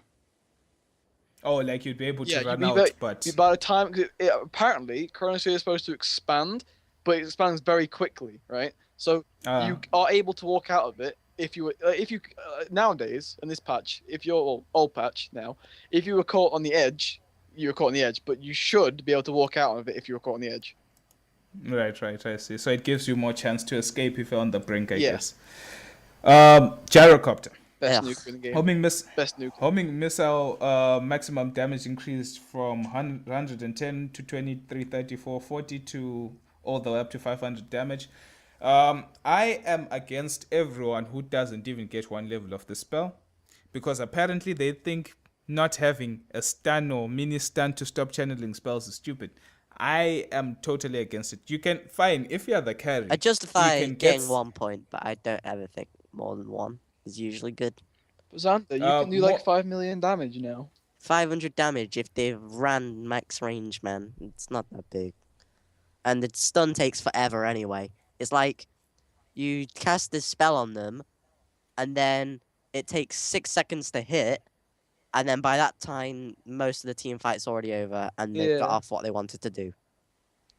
Oh, that's if you launched the missile from far away. If you launched it at someone standing next to you, it's gonna hit them. But Yeah, but then anyway, it the does point nothing. is, it's a mini stun. Like Yeah. I was saying, I think there's it's no point worth it in for one, denying but yourself. that's it. There's literally no point in saying I'm going to let everyone channel their spells because I'm too greedy to get one level. But the only reason I think this is good, if you're gonna be support gyrocopter, if you're gonna be mid gyrocopter, there is no point not to level homing missile if ever you do those two. Because now at least you'll know at level 8 or level 9 or whatever, you'll have this 500 damage nuke. Because you'll be ganking, usually you'll be doing it from the jungle. So they won't see the missile being set up. And then you can walk in and do the rocket barrage or ulti or whatever. But if you're carrying, usually you only get 1 point anyway. Because stats allow you to survive more. Anyway, onto everyone's Huskar. favorite Huskar. Huskar, inner vitality cooldown reduced from 25 to 25, 22, 19, 16. Berserker's blood attack speed bonus has been increased, so you attack faster the less HP you have. Life break cooldown has been decreased from 45, 30, 15 to 12 seconds at all levels. Life break damage reduction from 50 to 35. Agonyms is still 65% damage on the person you jump on. Life break self damage rebalance from 40, 35, 30 to just flat 35 at all levels. Life break slow duration rebalance from 5 to 4, 5, 6. Life break slow, rebalance from 50% to 40, 50, 60. So it just allows you to use the ulti more. The Aghanim's ulti should still be like 6 seconds anyway. So and if you want to get eggs, you can still get eggs. It's still better than all of this. But if you're not going to get eggs, you jump more, which means you do more damage in team fights and you do more damage in ganks, but you also do... as the game progresses, you do 5% more damage to yourself, and also you have to consider you'll be jumping more anyway, so you'll be doing more damage to yourself, which is good and bad. But Huskar don't care. It's okay. I think it's underused. It's not What an amazing, awful but hero. people can. He's love an him more. he's awful. He's absolutely awful. No one likes that hero. He's not fun to play. And, He's not fun to some- play against. And something Oh, got He's not even changed. good. Something got changed, which sort of defeats one of the main purposes of Huskar. Oh, anyway. We'll get on to that later. Tornado, Invoker, I was about to call him Tornado. Tornado's flying vision area of effect has been reduced, so you see less with Tornado. And tornado damage from... Okay, now I understand how this works. Anyway. The tornado damage from 2x plus Quas has been changed to 3x. This actually just buffs Quas-Wex Invoker, because usually with Quas-Wex Invoker you have like a billion levels of Wex and a few Quas Exhort, whatever. Doesn't matter even if you don't have anything. So now the tornado damage was calculated by 2 times your Wex orbs and the level of your Quas as well. They need to take those numbers together, then give you a damage bonus. But since it took into consideration Quas, which was like at level 2, that portion of the damage calculation was very low. Now that it's only taking 3 Wex counters, that means that it will take your most leveled stat, which is the Wex, and then get the damage from that. But it's also enough to Quas Exhort Invoker, because Quas Exhort Invoker usually has very few levels in Wex. So the fact that he had some Quas meant that you get that little bit of Quas damage.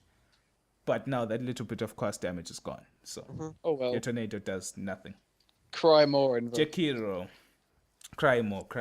In Jakiro, dual breath movement speed and attack slow rebalance from 30% to 28, 32, 36, 34. So it will slow a lot more. Why are they buffing Jakiro? Why? Because it's an are they buffing amazingly Jakiro? sexy hero. Okay, do you No, they're, not they're like- Exactly. buffing. Jakiro, They're buffing him Jakiro. because they like liquid fire spam is too strong compared to his other abilities, right? So Right. they want him to be known more. If I were a game developer for a game, I'd want the things in my game to be known for everything that they do instead of just one thing. Yeah, true. Yeah, but then the thing is, though, it might end up becoming too strong. Yeah, Then you'll but nerf him all over. Jakiro is a again. goddamn dragon, and dragons Yeah. are strong as Do you hell. think so Jakiro gives a crap enough? Oh That's what I man, I thought. don't think it Jakiro's hips gives- don't lie. Exactly. Oh man, I don't think even gives 2 craps, man. Juggernaut. The following abilities no longer cancel Blade Fury, Chronosphere, Toss, Black Hole, Global Silence, and Fair, that was always stupid So- that Toss Yeah. cancelled Blade Fury.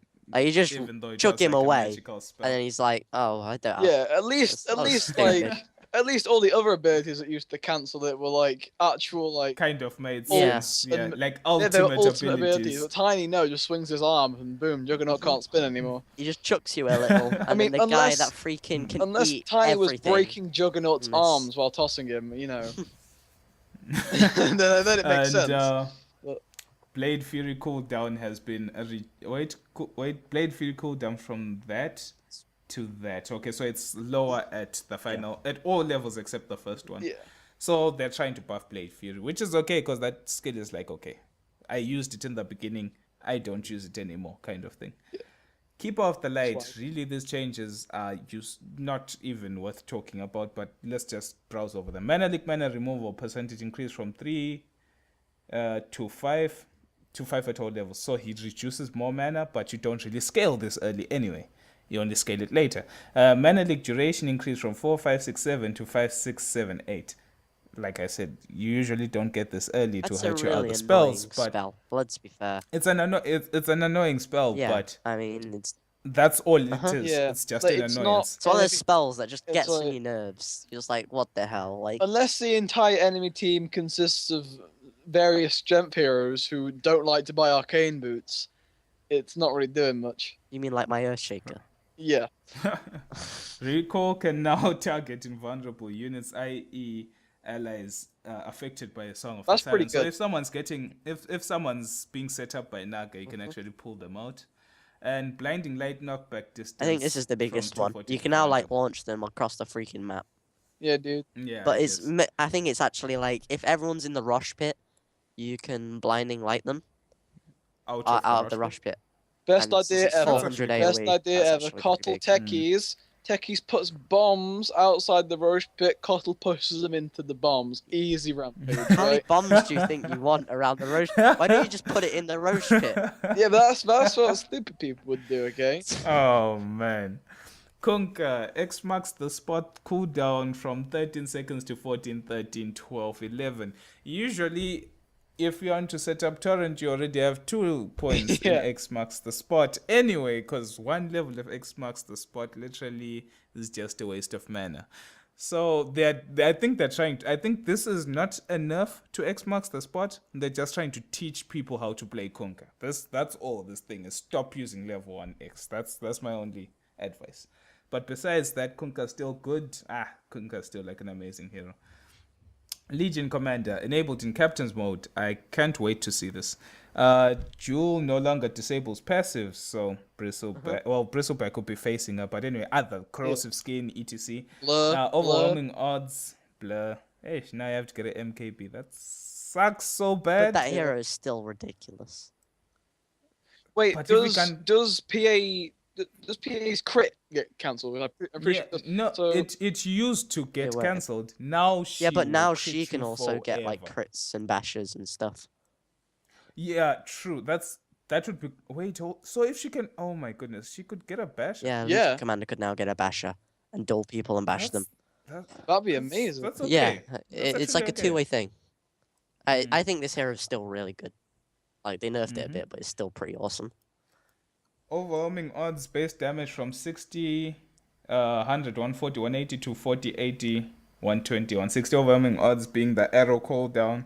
And press the attack mana cost from 80, 90, 100, 110 to 110 flat. No, so now I believe that a mana item like Drums or Soul Ring is a must, even though people used to laugh at me for always getting it, but it solved all my mana Drums problems. is good on every hero. Let's be honest. Drums is All right, Sam. good. Dude, drums are part of hashtag Bracer Gaming, right? Oh man, Bracer Bracer Gaming Gaming income. t-shirt. Xander, you should understand. Le Shrek. Pulse Nova. Damage increased 80, 120, 160 to 100, 130, 160. So the earlier levels would do. It's like usually you didn't get this early because like it costs so much mana, and then it does damage, which is okay, but it's not as much as you'd want for the mana you're spending.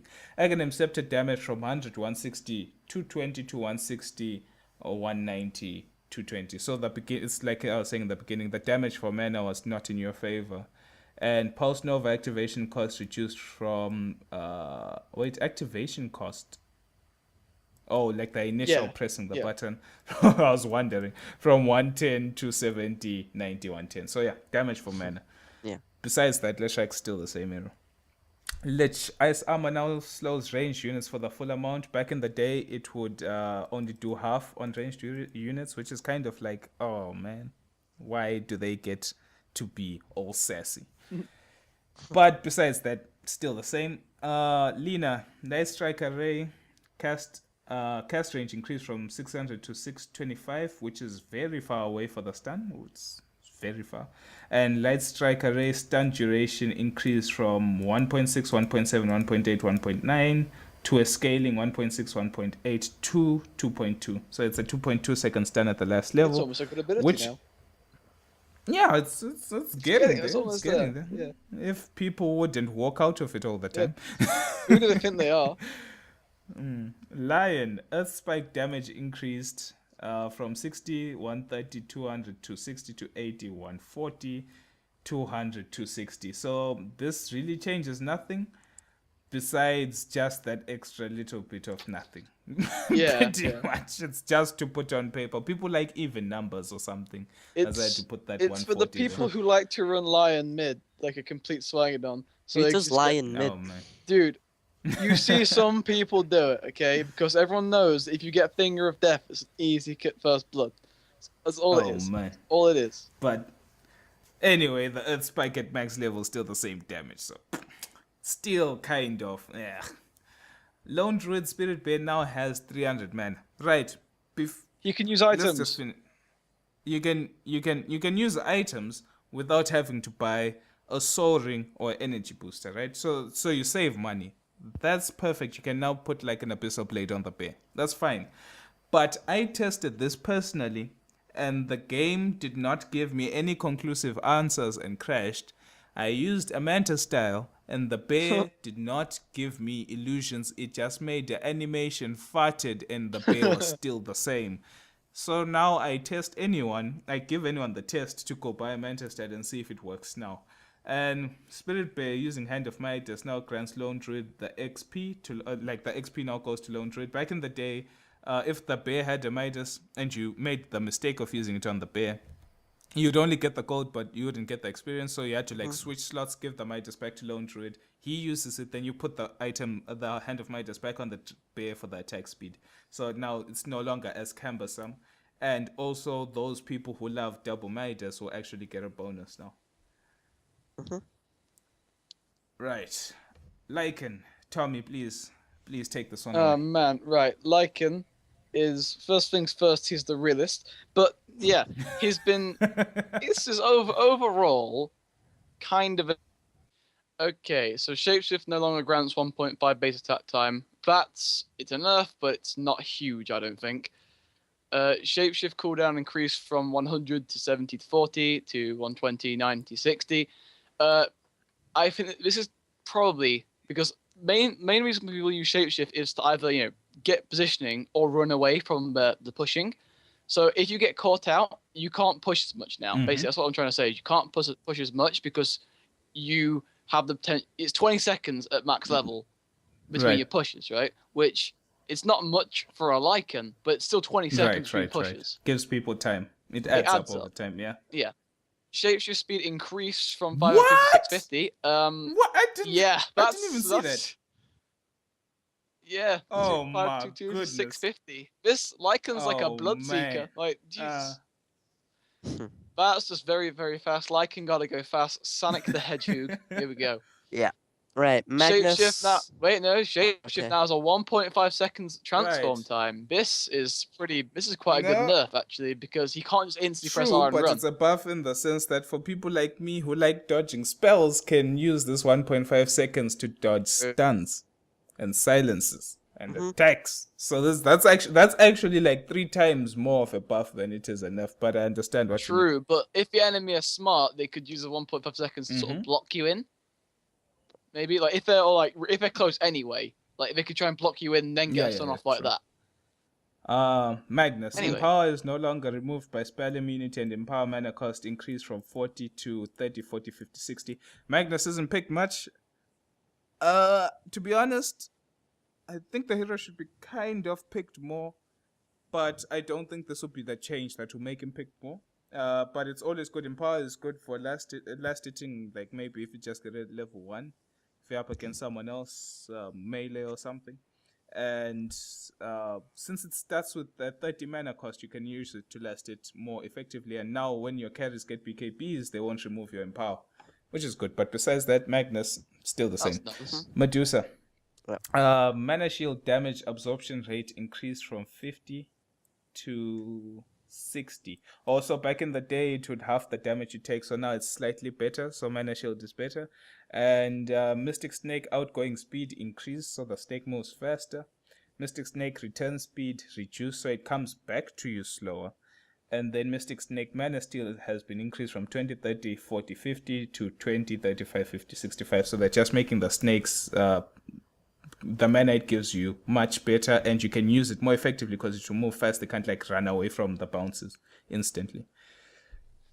Then again, who picks That's Medusa? the thing. Hero's too boring. So, Now on to the most game-breaking change in the game. But whoever Meepo's clones boots item slot now match whichever slot Meepo Prime has his boots for in. those of you who cry that you want to have your boots on J, but the other Meepos have their boots on I, at least now every boot will be on J if your main whatever's on J. So, just as I know a certain person who's man. very happy that Meepo didn't get nerfed. Yeah, it's actually quite shocking though, but it's good. The hero has to be seen more. Yeah, I think they need to do something to poof, as in like either return. There's two instances Yeah, of yeah. poof. Am I right? The The start end. and Yeah. the exit. Yeah, the end. I think they should like do half damage on either one of them and keep the full damage on the other one, because level 1 it's essentially a It's very 140 damage nuke. Well, It's a very good level. if the, Well, if you hit both. if you hit both, it's like they have to like stand there. Yeah, but they need to do something to poof because it's really the only thing they I can do. guess. Mirana, leap speed reduced from 2000 to 1600, and leap distance rebalanced from 650, 720, 780, 870 to 600, 700, 800, 900. So this just makes you able to like the speed. I don't know if this is the initializing and jumping speed or just the speed she's The jumping speed. like no, I mean in the sense that you know how there's the time when she stops and leaps, or that the speed she moves when she's already in the air. You know what I mean? I'd imagine it'd be the move in the So air. in that case, I guess you could, if she's moving a bit slower, you can try blink to the location she's going. Like you have more time to react. Telekinesis in the air or something. Yeah. It's not much really. Nature's prophet. Nature's call. Giant magic resistance has been reduced. Oh, can someone say pick Jakira against Nature's Prophet's treants, bro, just for fun? Yeah, dude. No, what's gonna happen now is the only hero that Tink is gonna be good against is Nature's Prophet. Oh my goodness, he went. That's there, all I'm he saying. went right, went there. Necrophos Riverside added respawn time penalty from 30% to a constant 30 seconds. So that's a nerf to Reaper Scythe, because 30% at higher levels was like, my goodness, you could knock a guy. No. It's the same. It's at max level 30% was 30 that seconds. it wouldn't go. It's a buff. Because now it's 30 seconds early game. Early game, Like yeah. the max it would go would be 30 seconds, I think, unless someone had a buyback. Because But it now early game, if you can just get the last hit with that, I mean, that's level 6. The guy's out for like that's 50 true. seconds. It's true. I was thinking that how someone buys back at level 25 and they're out for like 120 seconds. Then now you can get like 40 extra seconds on top of that, or whatever 30% is. Yeah. If it doesn't go that high, then whatever. Night Stalker Hunter, and the night attack speed has been increased and darkness duration has been increased. So Night Stalker stalking the night even harder, but still the same hero. Yeah. Ogre McGee. Base HP regeneration has been increased to 2.5. Is this Terrorblade all over again? And It's freaking hits, man. The guy has 2.5 base regen and he has 7 armor. How do we kill it? How do we kill this? You don't kill it. It just doesn't do much. Fire blast damage reduced from 270 at max to 240, and 2 times multicast chance has been increased, so more ding ding ding ding ding when he stuns you, and multicast spread interval increased from 0.3 to 0.4, so affects ignite and fire blast, so more ding ding ding when he stuns you. So overall, Ogre McGee getting some love. Omni Knight base armor increased by 1, and purification damage area of effect has been increased from 240 to 260. I don't think that's big enough. I would have liked to see like flipping 280 or 300 or something, where it's like you can even Let's not get crazy now. It's fair. I think Omni Knight has 5 base armor though now. Yeah, it's a lot you of base armor. can try solo him or something. I think he's the only base armor improvement in the entire patch. Like, I haven't seen one yet. I honestly haven't seen a base armor improvement yet. OD. Right. OD. Essence Aura chance to activate has been increased to a flat 40 at all. Can someone just say 40% at all levels? So now even just one level of Essence Aura means that you can get Arcane Orbs early for fun. Essence Aura percentage of mana restored is gone from 25% to 10, 15, 20, 25. So even if you get the Essence Aura, you can get orbs early, but if you get your mana back, it's not as much. But still, I would opt for one or 2 levels now and then getting like orbs. You can go like 442 or something. Anyway, Aghanim Scepter, Sanity's Eclipse now always triggers the mana drain. It would only trigger the mana drain if the person's int was the same as it would not if the enemy's int was the same as yours or higher than yours. Now it's like whether you have outfarmed the OD who has the Aghanims for some reason or whatever, you'll still get mana drained for the amount. I think the Aghanims is still bad. Unless they're like going for fun. Some of these heroes who have Aghanims are heroes I didn't even know had Aghanims, like, because no one gets them. I didn't know OD had an Aghanims. Phantom Assassin Blur minimap hide now has the opposite effect and is active when no enemies are near. So if PA is farming happily by herself in the mid lane and there's no one there, they will not see her on the minimap. And if she's going through ward spots and there's no one near, no one will see her walk through the ward spot unless they actually have their camera looking at the ward spot. So PA is the next level stealth ninja assassin. I have a question. How does Bloodseeker first affect that? Like, does he see them if she's if below anyone's the low, top? they're seen. Doesn't matter who they are. Okay. Or else it would be kind of unfair. Right, PL, Phantom Lancer, reworked and removed from Captain's mode. Goodbye, boom, get the kick. Agility gain has been reduced from 4.2 to 3. Base agility has been increased from 23 to 29. And base strength increased from 18 to 21. What this means is in the late game, you won't be hitting as hard as the old PL. But the difference is counteracted by the initial 6 extra agility, but not by that much. So, like, for example, just as an example, these are not the exact numbers. Let's just say from level 1 to 25, this PL would have gained, let's just say a random number, 50 agility, just as a random number. With the starting one being buffed slightly, maybe overall he'll lose and have a net total of like what? 43 or something. Those are not the exact numbers. But anyway, stat gain has been reduced slightly, strength increased slightly. Spirit Lance is still the same. And then Phantom Rush is a passive basic ability for Phantom Lancer or his illusions to quickly close the distance. What this works is that if someone's at the maximum distance or the minimum distance, you can click on them to attack them, right click on them, and then you start moving faster and all your illusions that you've selected start moving faster. And so you can use this to close the gap and go hit the guy, or you can use this to run away. Bear in mind that Phantom Lancer no longer has invis, ever. So that kind of really hurts handy. because I felt that the invis was very good at dodging a lot of things and reapplying the goose. But if you can't go invis, they'll always know where either your illusions are or where you are. Wait, if the attack order on the original target is cancelled, the speed bonus is lost. So you cannot use this to run away. If you start clicking elsewhere, you'll walk normally. So it's only for attacking. I'm starting to question. It will be good in the late game in terms of when you want to go in. But when you want to be passive, aggressive, I don't think it will be all that good. Doppelganger, a new ability for dodging immediate danger and confusing enemies with deceiving illusions. Target an area. Phantom Lancer and all nearby illusions will disappear for 1 second, then have their positions shuffled into the target area. This also creates 2 illusions of the opposite types.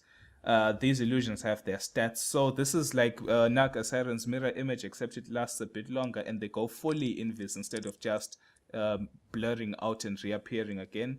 PL will be reshuffled with these illusions. So all projectiles have their it dodges all projectiles, all spells that are not AoE, well, including AoE in terms of like single target AoE spells like Sphere and Stun. But if stuff like Black Hole, well, too late. But you can use this to dodge spells. You can use this to like go invis during that 1 second and blink away if you have a blink. The illusions last for 8 seconds. And yeah, you can just use it to spawn illusions to attack people. Mana cost of 50, so it's very cheap. And just something I would level up, but I wouldn't max it first, of course, because you have Spirit Lance. Juxtapose. Now his ultimate and also both and allows both Phantom Lancer and his illusions to create more illusions. Juxtapose grants Phantom Lancer and all his illusions a chance to create an illusion when attacking. Max illusions 10. 8. The illusion duration is 8 when created by Phantom Lancer and 4 when created by his illusions. Hero chance is 40, 45, and 50% to make an illusion. Illusion chances Jesus. 8%. What? Damage taken is 500 and damage dealt is 16. Okay, so they don't do that much damage. But the chances are really high, though, you know what I mean? They always have them. Juxtapose illusions attack the target that the passive triggered on. Okay, that's fine. That's fine. Either way, this is really good. It allows Phantom Lancer to have a way to close the gap faster. Spirit Lance still does the same amount of damage. Everything's still the same there. So the ideal situation would be you lance someone and then you right click on them to close the gap and then you start hitting them to make illusions, but pretty much that's it. And if ever you're going to take attacks, you can use your doppelganger to create illusions, then you dodge spells, or you can just use it to make illusions for fun. Phoenix added Aghanim Scepter, which allows Phoenix to take one other person into the supernova with them to be reborn. Apparently, according to Zanship, the person who is reborn with Phoenix will not have an ultimate ability just like Phoenix, but they'll have all other cooldowns reset, and they'll be back with full HP and mana. But if the sun is destroyed, both heroes die. So you need to be careful. I can see some scumbaggery going on there's with going this. to be a lot of double kills. Much like how Snowball used to work. Definitely, the double kill potential is very strong, but it can be really good to get people back up. So yeah, I think it's gonna be really awesome. But it's one of those Aghanims is something that I can buy as a Phoenix because it gives both HP and armor, which the hero desperately needs. Pudge, turn rate improved from 0.5 to 0.7. Still hate the hero. Still don't play the hero. Still won't play the hero. Puck, Dream Coil no longer ignores invisible units or illusions. That's a good thing and a bad thing, because now it's a good thing in the sense that if they're invis people, at least you'll know the guy is in the coil because you see a lash stuck to nothing. But the fact that it doesn't ignore illusions means that you will not know who the real person is. Like, for example, if Zanshep has come in with his Naga's hair and lots of illusions, then at Dream Coil, there would only usually be one coil that would link to Zan, and then the illusions would walk free. But now this restrains the illusions and they can't go far, and you have to hope that the snap damage will show you who the real person is, or any other damage you deal yourself. Aghanim Scepter Dream Coil Snap Stun now pierces magic immunity. Aghanim Scepter Dream Coil Snap Stun duration has been increased. Overall, this is one of the worst Aghanim's upgrades, but at least if you want to get 6 slotted, you might have another item to pick up if you don't know what to buy. I didn't even know Puck had an Aghanim. No, it's just terrible. It's one of those you don't see because it's awful. The only new addition is that it now pierces magic immunity, but really it's terrible. Pugna, Life Drain can now be targeted on allies, allowing Pugna to drain his life into them. This is similar to the Life Drain that Terrorblade once had. You had one, well, you could either give life or take life, so Pugna becoming the old school Terrorblade, so whatever. Queen of Pain, base attack time improved from... Wait, does it say Aghanims? No, it's just the normal one. Okay. Queen of Pain, base attack time improved from 1.7 to 1.6. Removed unit targeting from Sonic Wave. Sonic Wave. Which one Sonic Wave? The ultimate, Zen? Yeah. Yeah, I'm pretty sure. Could you just click on a person? I don't know. Apparently you could. I've been skill shotting that ultimate for my whole life. I was always clicking on the ground, man. Oh, man. Then this change doesn't occur to you. This to me doesn't even change anything. Sonic Wave final area of effect increased to 450, so that the tip of the wave is much bigger. Much bigger. Razor. Plasma field minimum damage has been changed from 60, 100, 140, 180 to 30, 50, 70, 90. So if someone's standing in your face and you use plasma field, you do less damage, but the max is still the same with the maximum of 378 max level. Static Link no longer ignores Lincoln Sphere. So if you have a Lincoln's, you block it, and then Static Link mana cost has gone from 20, 30, 40, 50 to flat 50 at all levels, so it costs 30 more mana. But Razor doesn't have any mana problems in that regard with Static Link, doesn't really matter, but nerfs to him. And Eye of the Storm no longer lingers through Aegis Reincarnation. So if you died while it was on, it will still zap people, then you come back and still zaps people, but now it switches off. So yeah, a few nerfs to Razor, but guy still seems kind of strong. I think one of Yeah. the biggest ones is the Eye of the Storm no longer lingers through Oh, so Aegis. That shouldn't have So happened now, anyway, though. That shouldn't have happened anyway. I know. yeah, it kind of shouldn't. If that's the case, it's one of those. If Death Prophet had ghosts, you know what I mean, and she died and Aegis hit, the ghost should still be flying around. But that was never the case. So I think it was just. Yeah, it shouldn't have happened, I don't think, but I think that's a big Right. nerf to the guy. Ricky, base movement speed reduced from 30 to 290, making Ricky a bit slower. Base damage reduced by 10, and base HP regen reduced from 1.5 to a default of 0.25. People will be like, oh no, why are they nerfing Ricky? No! This is why they're nerfing Ricky. Permanent invis is now a basic ability. You can skill the invis at level 1. Invisibility fade delay from 321 from scaling 321 to 864 and 2 at the maximum level. Permanent invisibility now provides 4, 5, 6, 7 HP regeneration while invisible. The regeneration is disabled whenever he breaks out of invisibility, not when he is revealed. So if the guy is hit by dust, he will still be regening, or if he walks into a sentry, he'll be still regening. But if he himself hits or something to get out of invis, that's when the regen will stop. So Ricky invis from level 1, GG pub Dota. Blink Strike is now off lane Ricky. Yep. It can It's happen. done. It's not that it can happen.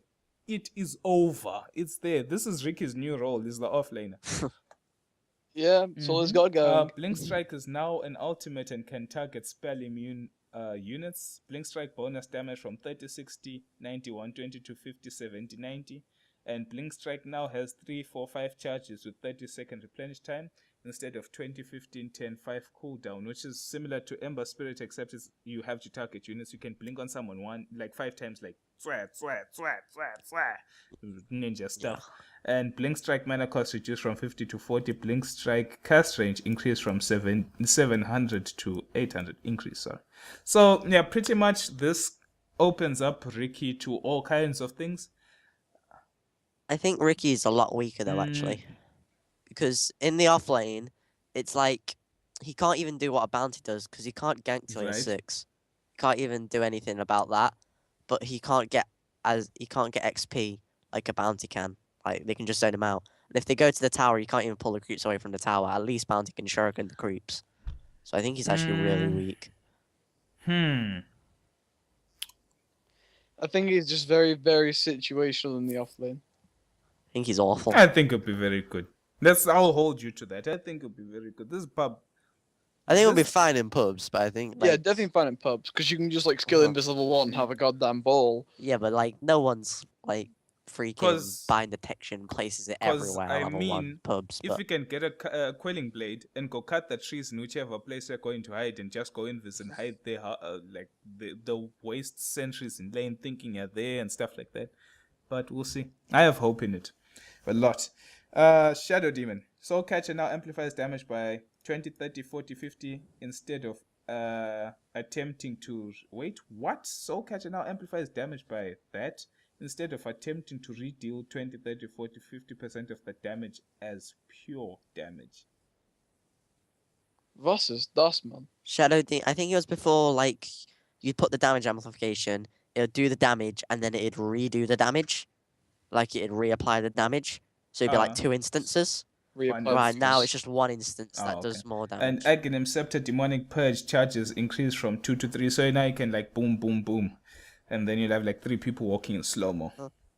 Anyway, still a very situational eggs because the guy really can't farm it all that well. Not unless you go Midas Bloodstone. Hey, man. Shadow Fiend. Best hero in the game because of the rework, the remodel. Necromastery Soul Cap increased from 12, 20, 28, 36 to 15, 22, 29, and 36, which makes level 1 Necromastery very good as compared to the old one. And to be honest, it can make people tempted to... This may sound weird, right? Because usually you want to max the spell, but you might end up sacrificing 1 level, you know what I mean, to put in somewhere else, like Presence of the Dark Lord, for example, such that the Necromaster, like you max your raises, and then the Necromastery is delayed by 1 level because it's much better early. And then since their enemy Alright. creeps, since you've been the mid lane, for example, their enemy creeps have -2 armor at that level 1 of Presence of the Dark Lord, and then you get a Basilius. The discrepancy between the two creeps is now a difference of -4 armor, so your wave will always push regardless. So you can actually be good in lane. Yeah, I don't think that'll make that big a difference though, because like the enemy will just like either just nuke out your wave, or you can just nuke them out, and you'd still struggle to the last hitting. I still think you'd want to go the Necromastery rather than an early Presence of the Dark Lord. Even with the change. Then if that's the case, this change means nothing. You know what I mean? I don't think it does much. I'm going to be honest. Requiem of Souls debuff is now applied when the wave hits units instead of in a slightly smaller area independently, and Requiem of Souls slow increase from 20 to 25. So what would happen back in the day is that you'd blow up, boom, and anyone, it's like it would just calculate the distance. You are here, this guy is near you, he is in range. Okay, reduces whatever. But then now it's one of those, I guess the guy has time to run away from the debuff if he's fast enough to outrun the souls. But besides that, I don't know if that's considered a nerf then, or a buff. Whatever. It's whatever. Who It's still the cares? same hero. Shadow Shaman. Shackles mana cost rebalance from 110, 130, 155, 180 to 140, 150, 160, 170. So Shackles costs more money in the beginning, where Shaman is a beast. And Mass Serpent Ward cooldown has been increased, of course, to slow. Most heroes who push have had their pushes slowed a bit. Silencer, Glaives of Wisdom, percent intelligence to damage has been changed from 30, 45, 60, 75 to 30, 48, 66, and 84. So more damage for Silencer, but you can still get a BKB. And Global Silence mana cost has been changed from 250, 350, 450 to 250, 375, 500. So the ulti costs more mana, so you might run into mana problems, but you have more damage from glaives. But you get mana from stealing wisdom, so Yeah, it's not that all big that of a deal. Yeah, it's not huge. And, Skywrath. the glaives of wisdom are gonna do so much damage. Yeah, Like at max level, like they're gonna most do so definitely. much damage. But the thing is, the hero still can't farm that well. So, Skyrath No, Skyrath but, Mage, concussive shot movement slow rebalanced from 40% at all levels to 30, 35, 40, 45. So it's better at the final level, but usually you don't max this first or second, usually max it last. So you'll have to be content with a 30% slow instead of a 40% slow, which is actually not that big a difference. Concussive shot is now disjointable. So now if you have a blink or I guess a blink, you can blink away from it and you won't get slowed. And then that's pretty big. That's pretty big to yeah, be fair, because the amount of people who get caught out by concussive shot and then ganked yeah, and it's killed a lot, is- but then it's big.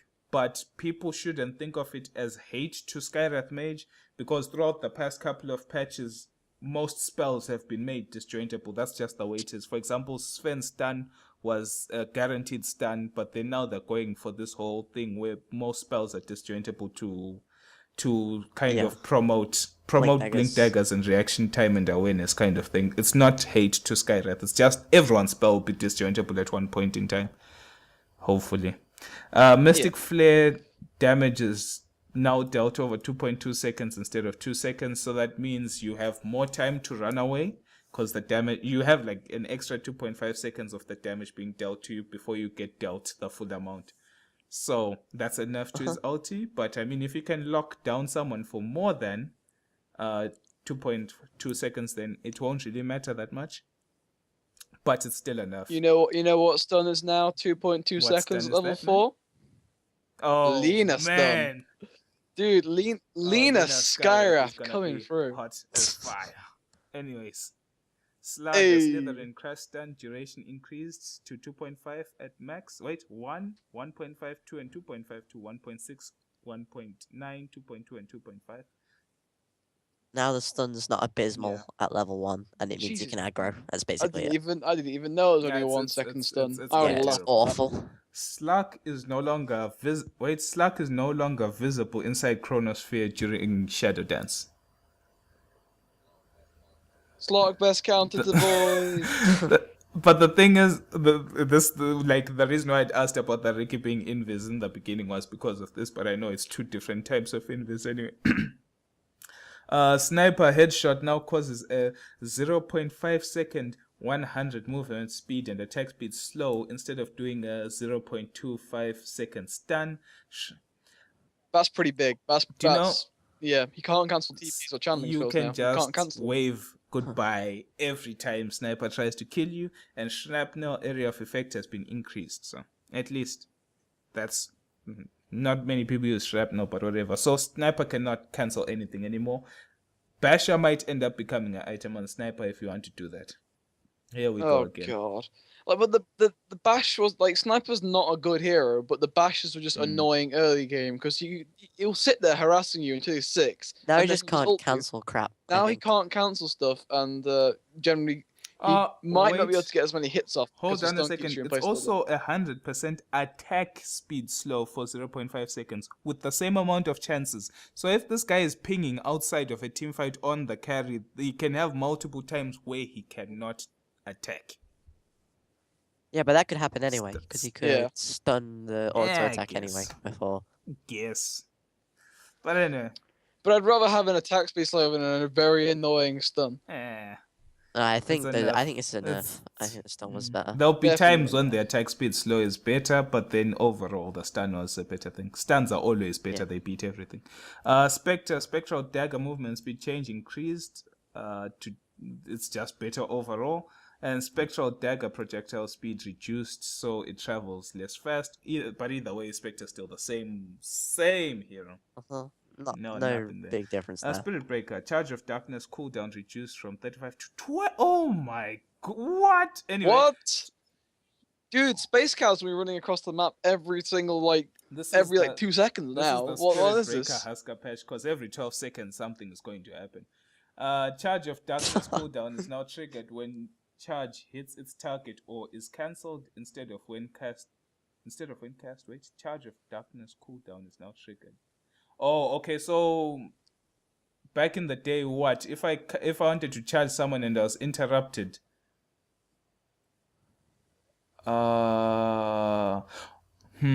Wait, let me reread this to wrap my mind around it. Wait. Charge of Darkness cooldown is now triggered when charge hits its target or when it's cancelled.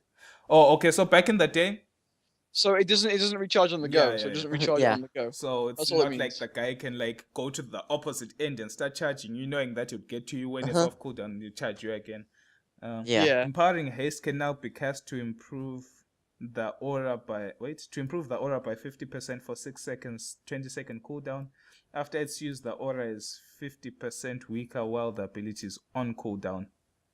So that means if you cast the empowering haste, that means you get more damage because you get damage from speed. Yeah. Greater bash damage has been 10, 20, 30, 40 to 22, 28, 34, 40% of movement speed. So just more damage, but less charge. Less and more charge. Storm Spirit's Ball Lightning mana cost per... Ball Lightning mana cost per 100 units from 10 plus 1% of distance traveled to 12 plus 0.7% of distance traveled. This...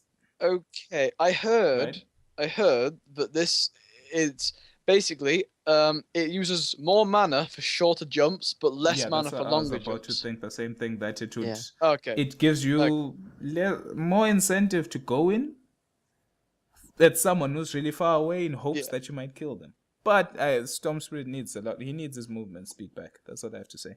Now, this Aghanim Scepter right here is the manliest Xander? Aghanim Scepter of all I know, time. man. Freaking! If you have two cores Man. or 3 cores, or if this guy's a support, Can this someone axe just is say insane. Sven, Troll, Warlord, and Alchemist in one team, man? Oh, man. Oh, Anyway, while active God Strength grants an allied area 900 area of effect, and it gives it a maximum of 80% of base damage increase. So even if you have a shadow friend in your team, a shadow fiend with God's strength, my goodness, Sven is here to pump Don't you even up. So think yeah, about that's it. actually a very good agonyms. But then it puts Sven in a iffy spot because usually I don't get like BKB. But if you Yeah. don't need a BKB, then I'll definitely get an eggs if there's another core in the team. Techies. Buffs to techies. Landmine cooldown from 25-20, 15-10 to 19-16, 13-10. So buffs to techies. Stasis trap stun duration from 3, 4, 5, 6 to 2.5, 3, 3.54. Nerf there. Stasis trap activation area now matches stun area. Activation area now matches stun area. Okay, so now it's like the time when it's when it's activated to start the timer to detonate is much larger, so that's a buff. Stasis trap duration from 270, 300, whatever to 368. So buff there, lasts longer at all levels. Remote mine duration increased to 10 minutes. Oh my goodness. Remote mine's vision reduced to 700. So nerf there. Remote mine's area from 400, 410, 425 to 425 at all levels. Bat Rider and Firefly visitors, familiars, Beastmasters, Hawk, and Flying Couriers no longer trigger or get hurt by landmines. Okay, so that was just a little nuance. So, big buffs to techies. Heroes getting better and better. Templar Assassin. Psionic Trap cooldown has been reduced from... has been changed from 11.9.10 to 11.8.5. So, whatever. Have more traps on the map. Terrorblade. Biggest buff to ever exist in the history of Dota is Terrorblade actually making into Captain's Mode. That's it. That's the biggest buff right there. Now we're gonna see some Terrorblade action. Sander cast point has been improved from 0.5 to 0.35, which is 0.05 slower than the old Doom. So actually I think Sander can be performed now. It's not as useless, but the range of which to Sander needs to be changed, needs to be increased or something. Still not enough. Hero's still weak-ish, but very good. Weak and good. Tide Hunter. Anchor Smash damage reduction reduced from 60% to 45, 50, 55, 60. I think this was enough that Tide needed. I think that was actually kind of necessary. 60% too was ridiculous ridiculous. for once. It's like you max the spell either way, but for one skill point, my god. Either way. I mean, 45% damage still reduction is big, still but pretty now decent. to get the full Yeah. glory, you actually now need to invest points to get the full glory. You can't just sit on 1 point and be happy with yourselves. Timber Saw. But you'd never do that yikes. anyway. Timber Zanship. Explain the necessary steps. Well, you buy a point booster, and then you buy the rest of the parts of the Agonyms, and then you get a second So please chakram. explain. Will these two chakrams have two different buttons? They do actually. One will be on your ultimate key, and one will be on whatever Key will your other. Yeah, whatever you set. And your do extra you key think? To be. Do you think these different two ones. chakrams will stack? Like if you threw them both onto one spot and I walked into them, will the effects be doubled? I'd imagine the damage would, but I'm not Alright. sure about the slow, because I thinking about That it, would you be think a it would, bit but too strong. seems really strong. If the slower doubles, that But would be either really way, strong. having two chakrams is always good. And like I said, the stats from her eggs would be something I would see this hero getting after a Bloodstone. Why not? Because usually go for stuff like Shivas, BKB and stuff. I would get an eggs. Tinker, right? Before people start crying, right? Before people start crying, right? No one cries. Much of the machines no longer affect spell immune units. So where BKB, you're safe. Ancients are safe. Tinker can farm Ancients. But it still affects anything else that's not spell immune. So don't say, oh no, I can't farm anyway. You can go farm the jungle and stack the jungle and farm the jungle. It's not as much gold in the long run, but it's still a lot of gold as compared to someone who doesn't have much of the machine. So it's not the end of the world And if you want to look for an example, if you watch Dendi ever play Tinker, he never really farms the ancient. He always just farms and stacks the jungle. Instead, it's much safer. But yes, it is enough, 100%. So yeah, you can take it however you want to take it. It's not like the hero's bad. E-Blade Dagon is still the easiest build to use. Anyone can play Tinker with E-Blade Dagon. But E-Blade and Dagon Yeah, I both guess got nerfed. we'll get to that. Wait, Dagon got nerfed? Yeah. No, disastrous. Only mana cost. So of which that Oh, doesn't okay. really matter to a hero who can go back to base and refill. Yeah. So Tinker in terms of damage potential, practically almost the same, except much of the machines is no longer that much of a factor to BKB units. Tree and Protector. Nature's Guide's mana cost reduced to 60, and Aghanim Scepter grants him an ability that he once had a long time ago that they removed, and it grants a new ability, Eyes of the Forest, which allows Treant to enchant trees to spy on his enemies and expand the area of overgrowth effect. So it's like what you do is you select a tree like you'd eat a tango, then it becomes like a ward, pretty much. And if you fight nearby any trees and you use your overgrowth, if they're within the AoE, your overgrowth goes even further. It's like the extended. It's like And it does like a Magnetize. ton of It's like damage. Yeah, exactly. It's like magnetizing stone remnants. So it's actually very good. If you ever get the money. That's the problem. Yeah. Will you ever get the money? Yeah, Trian's not known for his he's items. never known for that. Troll Warlord, ranged whirling axes cooldown from 22, scaling down 20, 19, 18, 17 seconds. Acquisition range increased from 600 to 800. If you click this affects auto attack range. This No one has auto attack on anyway. So, right, like, that's and irrelevant. this is now similar to how the acquisition works for other ranged heroes. So this should just mean that you are able to land the ranged whirling axes more reliably without them running outside of the range too fast, and so has less cooldown, so you can slow people more. But besides that, hero is still kind of on the meh side of life. Tusk, Ice Shards no longer stops where it. You mean also Oh, known as the man. best hero in the Down game? goes to the wall, man. Ice Shards no longer stop when it hits a hero. Ice Shards now shovel until the cast location and creates its blockade there. Ice Shards cast range increased from 1500 to 1800. Ice Shards no longer destroy trees.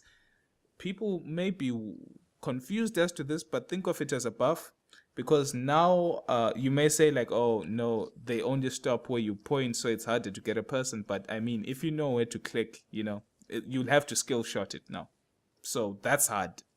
But overall, you are now more flexible as to where you want the blockade to be. You can even stop people from advancing if you structure it properly. And since it doesn't block trees, you can now actually trap people behind between trees and shards now. And since Oh, the range man, is long, you can good. trap people behind trees or in between towers or whatever from a safer distance. I think this is a pretty good It's like buff. Tusk is getting a bit scary. Snowball bonus. It's always been scary. Bonus speed per hero increased from 75 to 100, so the snowball moves faster, and allies can now click in the snowball to jump into it. This is amazing That's because how very many important. times have I screamed, Tommy, let's go in? Tommy goes in and then it's like, oh, I forgot to click you into the snowball, man. And then it's GG. Or the amount of times I bring A ranger. a certain drow ranger into me. Yeah, that wasn't fun. Hey, when I Oh, want to man. go, I want to go. You bring Like- me into Oh, the man. freaking. So at least oh my now God. people can Another choose to time. enter or not enter. Undying Tombstone area of effect increased. Aghanim Scepter Flesh Golem damage amplification has been increased by 5% at all levels, both min and max. And Flesh Golem Slow Order has been increased by 9% to a variable from 5 to 15% based on the distance to Undying. Same mechanic as the damage amplification. So all buffs to Undying. But the problem is with Undying is that your goal is to shut down someone. If you fail to shut down that person, farming is going to be kind of hard because, that person can Yeah. stand up to your aggression finally. You know what I mean? And can actually 1v1 you. But if you can shut them down, then these changes overall are very good. It makes him very more aggressive. Vengeful Spirit Nether Swap range increased from 650, 925 to 1200, and then 700, 950, 1200. So the earlier iterations of the spell are better, which is good because I always found level 1 swap to be not even worth having most of the time. It's hardly possible to find a good time to use it. Yeah, Your it's stun pretty is usually awful. enough most of the time. Yeah. It was like the only time it'd be useful was to break it like a Yeah. bat rider lasso, or if they were in a Yeah, chrono level and they were one, at the level edge. one was really It's awful. like Now a- at least you guaranteed some good stuff. It used to be. It was really awkward as well because sometimes you'd like won't be in range of it, so you have to walk along the battlefield and then swap, and it's like that's just not cutting it. And like you could always get a blink dagger or a force staff to compensate for that, but when you're level 6, it's generally don't have a force staff Yeah, as a true. support venge. Unless you've been doing really, really well in stealing last hits of kills and Venomancer. Poison Nova applies this debuff on spell immune enemies. It still does not deal damage due to its damage type. What debuffs did it have besides damage over time? Did it slowed?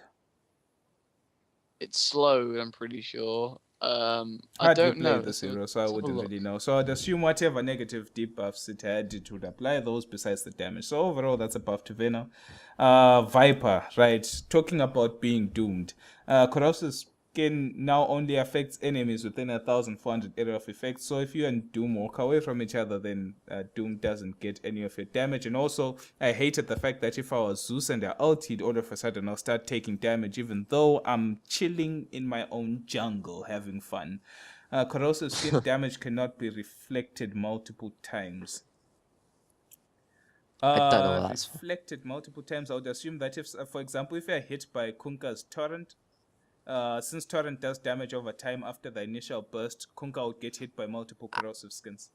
I don't think it is that. It'd be phrased differently, because that seems like a huge nerf to Viper as well. It would, to me, it makes I'm just sense upset that I because can't pick cast the Wolfling. spell once. Why am I being hit by your spell 5 times? You know what I mean? I Wait, does think this- that would be a huge Does nerf. this mean that Quap can stand up to Viper a bit If more? what I'm saying is the case, then yes. Yeah. Yeah, if that, it means Quap, I think, beats Viper. Visage. Familiar stone form cooldown from 30 to 26. So now you can stun your birds and, have them up again for the next fight, hopefully. Doesn't matter. It's a pity with Visage because like he wasn't used for a very long time, and now just in the past few weeks he's sort of found the spot in the meta. In teams like Cloud9.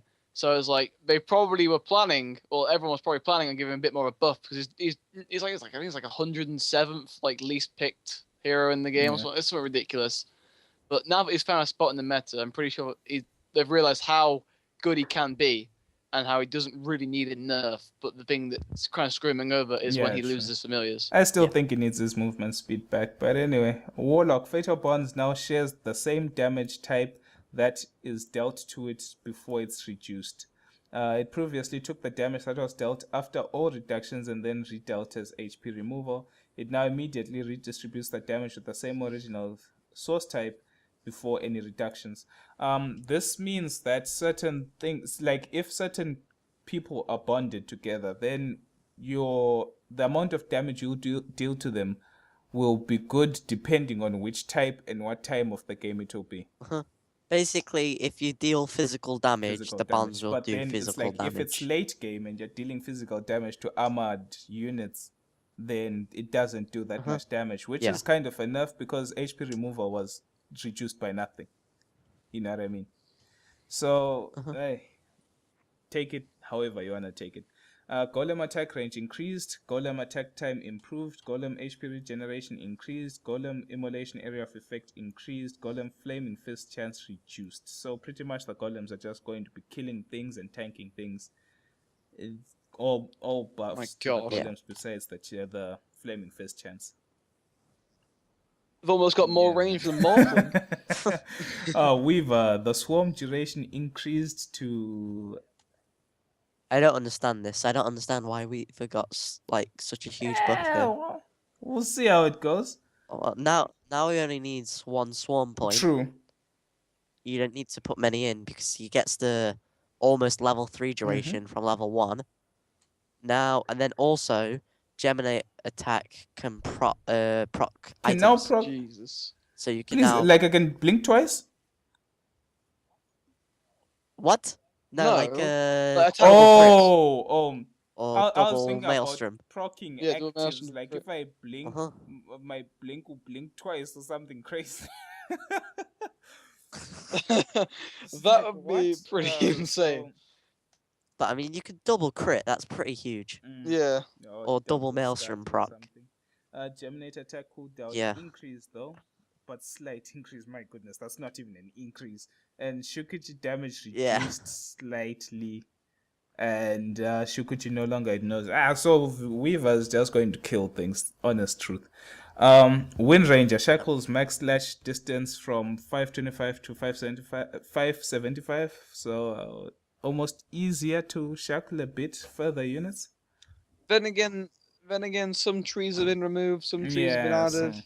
You know. Yeah. Still the worst Wind- hero in the game. Wind Still run awful. duration increased, so you can run for longer. Witch Doctor Maledict area of effect increased slightly. Death Ward bounces now behave the same as the Death Ward attacks with regards to Blade Mail. Neither redirects damage to Witch Doctor. So now if multiple people Blade Mail, you only be hurt by the first guy, I assume. Not the other people it bounces to. Wait. So none of them will affect you. Wraith King, reincarnation mana cost increased by 20, so a few mana problems at level 6. Zeus static field area of effect increased. Zeus getting buffs that he does not need. Items. Armlet recipe cost reduced by 600. That's a buff to my support Naga Siren Earthshaker? buff. Earthshaker buff. Buff to Earthshaker, Right there. Assault, dude. Assault Aura no longer displays its debuff on enemies. So that means if people are hunting you down, they won't know when you're nearby. They'll have to actually see you now. Before they could just see the debuff on their screen and know you're nearby.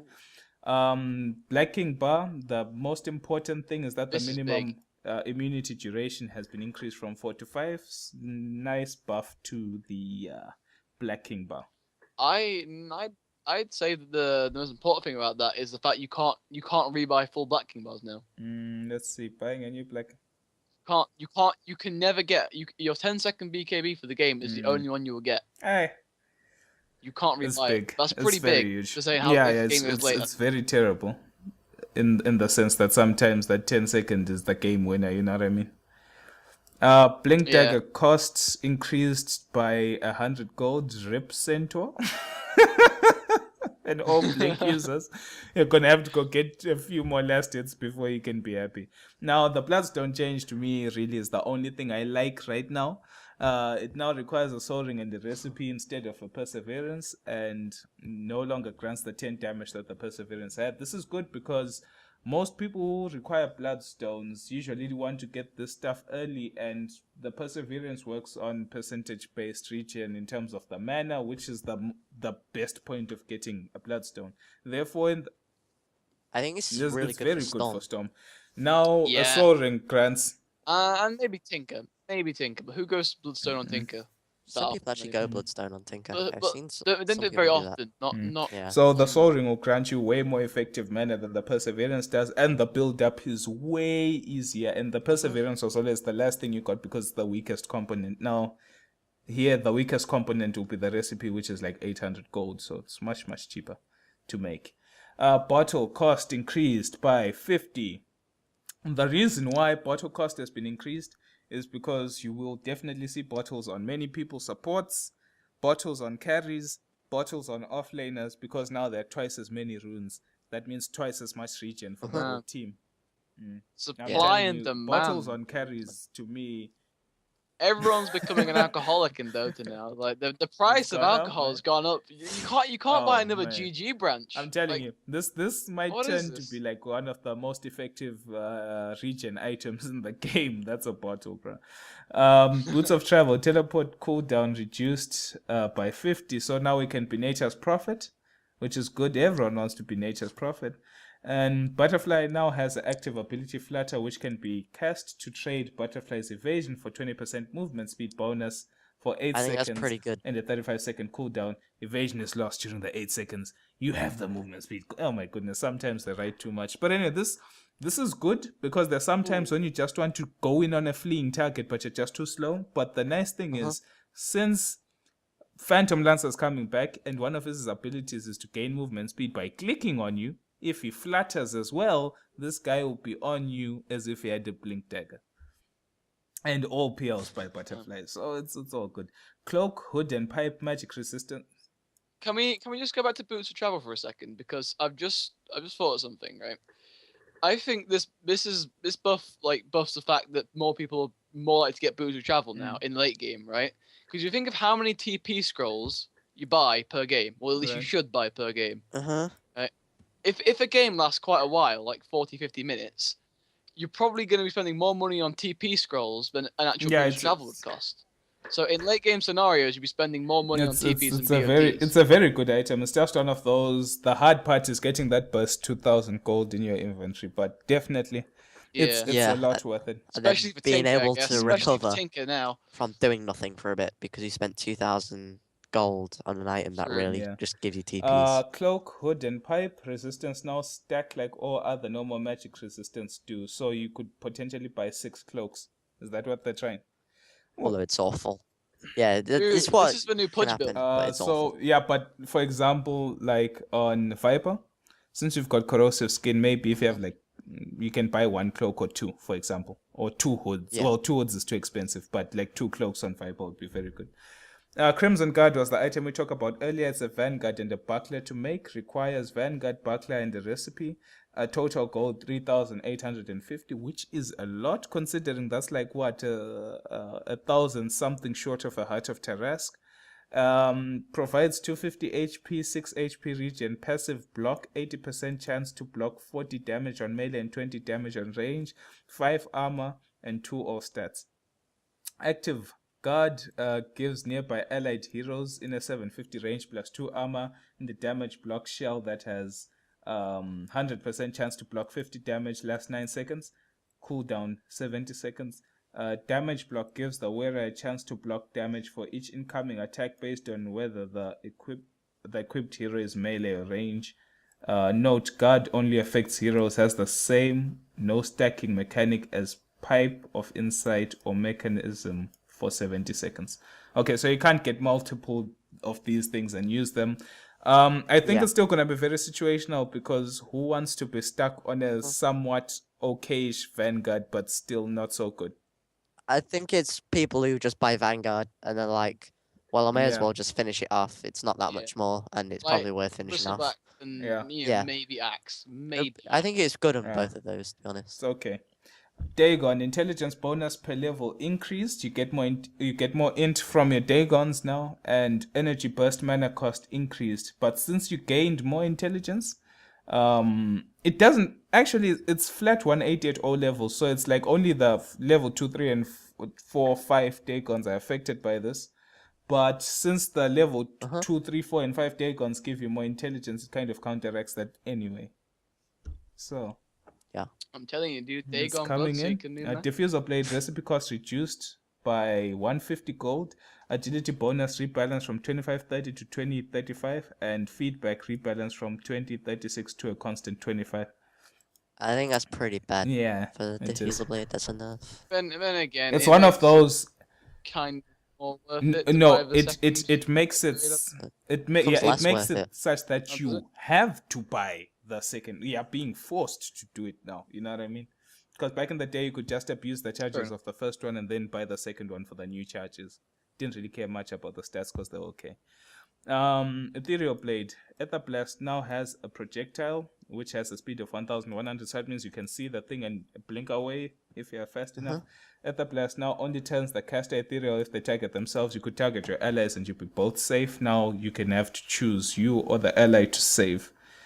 I have Skadi. Frost attack speed slow increased to 45 from 35. Skadi getting buffs year after year. Right. Rest in peace, Courier. We knew you well. Base movement speed increased from 350 to 430, but then Flying Courier now takes 50% extra damage from melee heroes to help melee heroes actually kill couriers once in a while. Flying Courier speed bonus cooldown increased from 40 to 90, so you can't be boosting all day. Courier speed burst duration reduced from 20 seconds to 4, so rest in peace, more bottle crowing. Flying Courier speed burst increased from 522 to 650 like Lycan. Yeah, it's basically just to get Oh, rid of man. bottle crowing, I think. But I mean, who needs the Yeah, I bottle crow guess. now? Not many Exactly. people do. Because we have a second rune. Anyway, Helm of the Dominator now provides the 3 HP regen from the actual... What's that thing called? The Helm? Helm of Iron Will or something? Yeah. Yeah. Dominated Yeah, Helm units of Iron now Will. have a bonus 250 bonus HP, so that's good. That's quite good.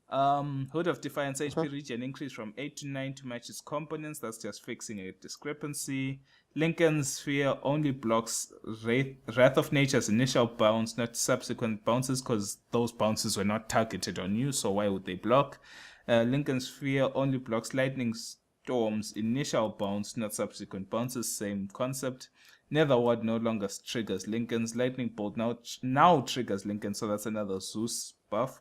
And Maelstrom and MJ no longer trigger Lincoln Sphere, so nerfs to that. Maelstrom recipe increased by 100 gold. Rip Maelstrom. Xander, they cut onto your 4-staff Maelstrom shenanigans. Can't do it anymore, dude. Man. Too much money. Oh, Inflation. Man. Dude. Inflation in Oh Dota. my god. Mirror image vision type changed from unobstructed to flying to ground. Previously using Mantis Star granted a brief unobscured 1000 radius glimpse of the caster's caster's surroundings. So now it's like flying to ground. How is flying to ground? Flying to ground would be that your vision is unobstructed till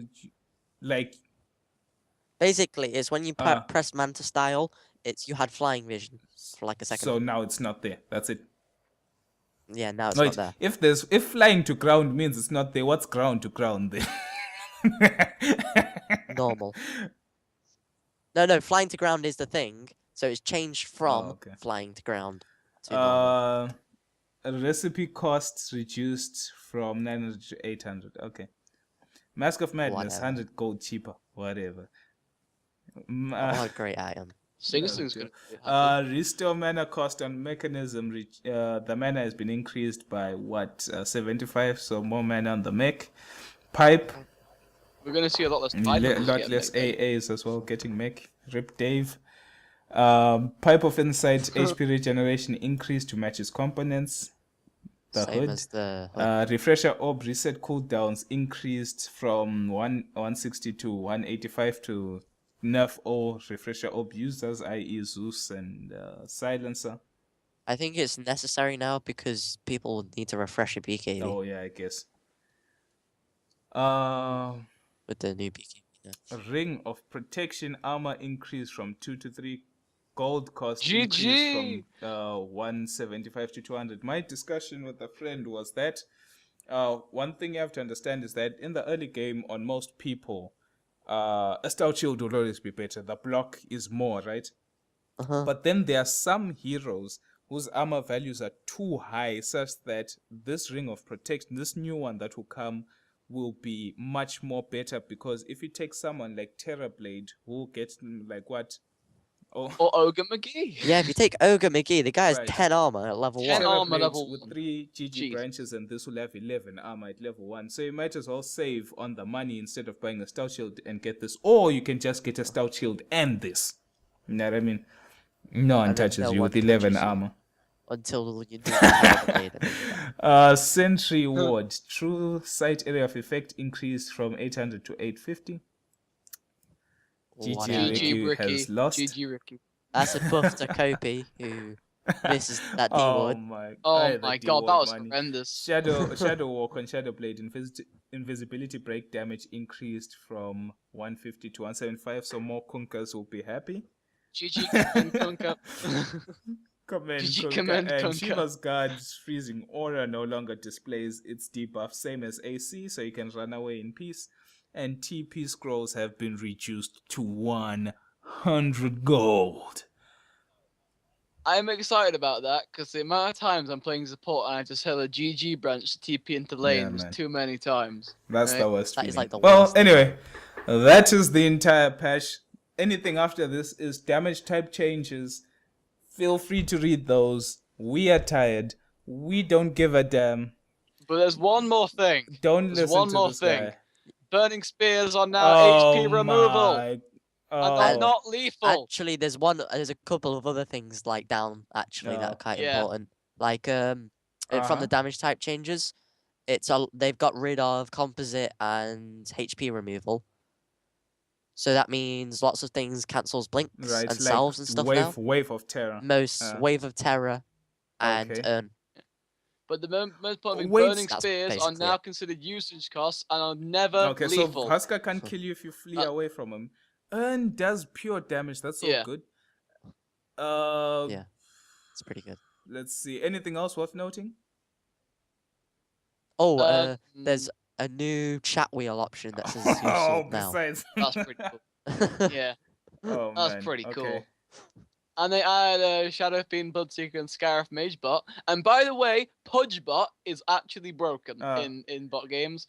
They never miss hooks, and they can hook through creeps. Goodness. It's Well, you ridiculous. heard it here first, folks. Pudge Bot wins games. This was the Rekindled Soul update. Thanks to Tommy, the king, the Don, the Grandmaster of Dota, and the douchebag Yes, thanks, Zanship. Tommy. You do not want to know this guy. If he tries to add you onto his friend list, say no.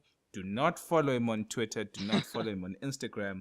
And I'll see you guys I next don't have time. Instagram. He doesn't even have Instagram. Amen. So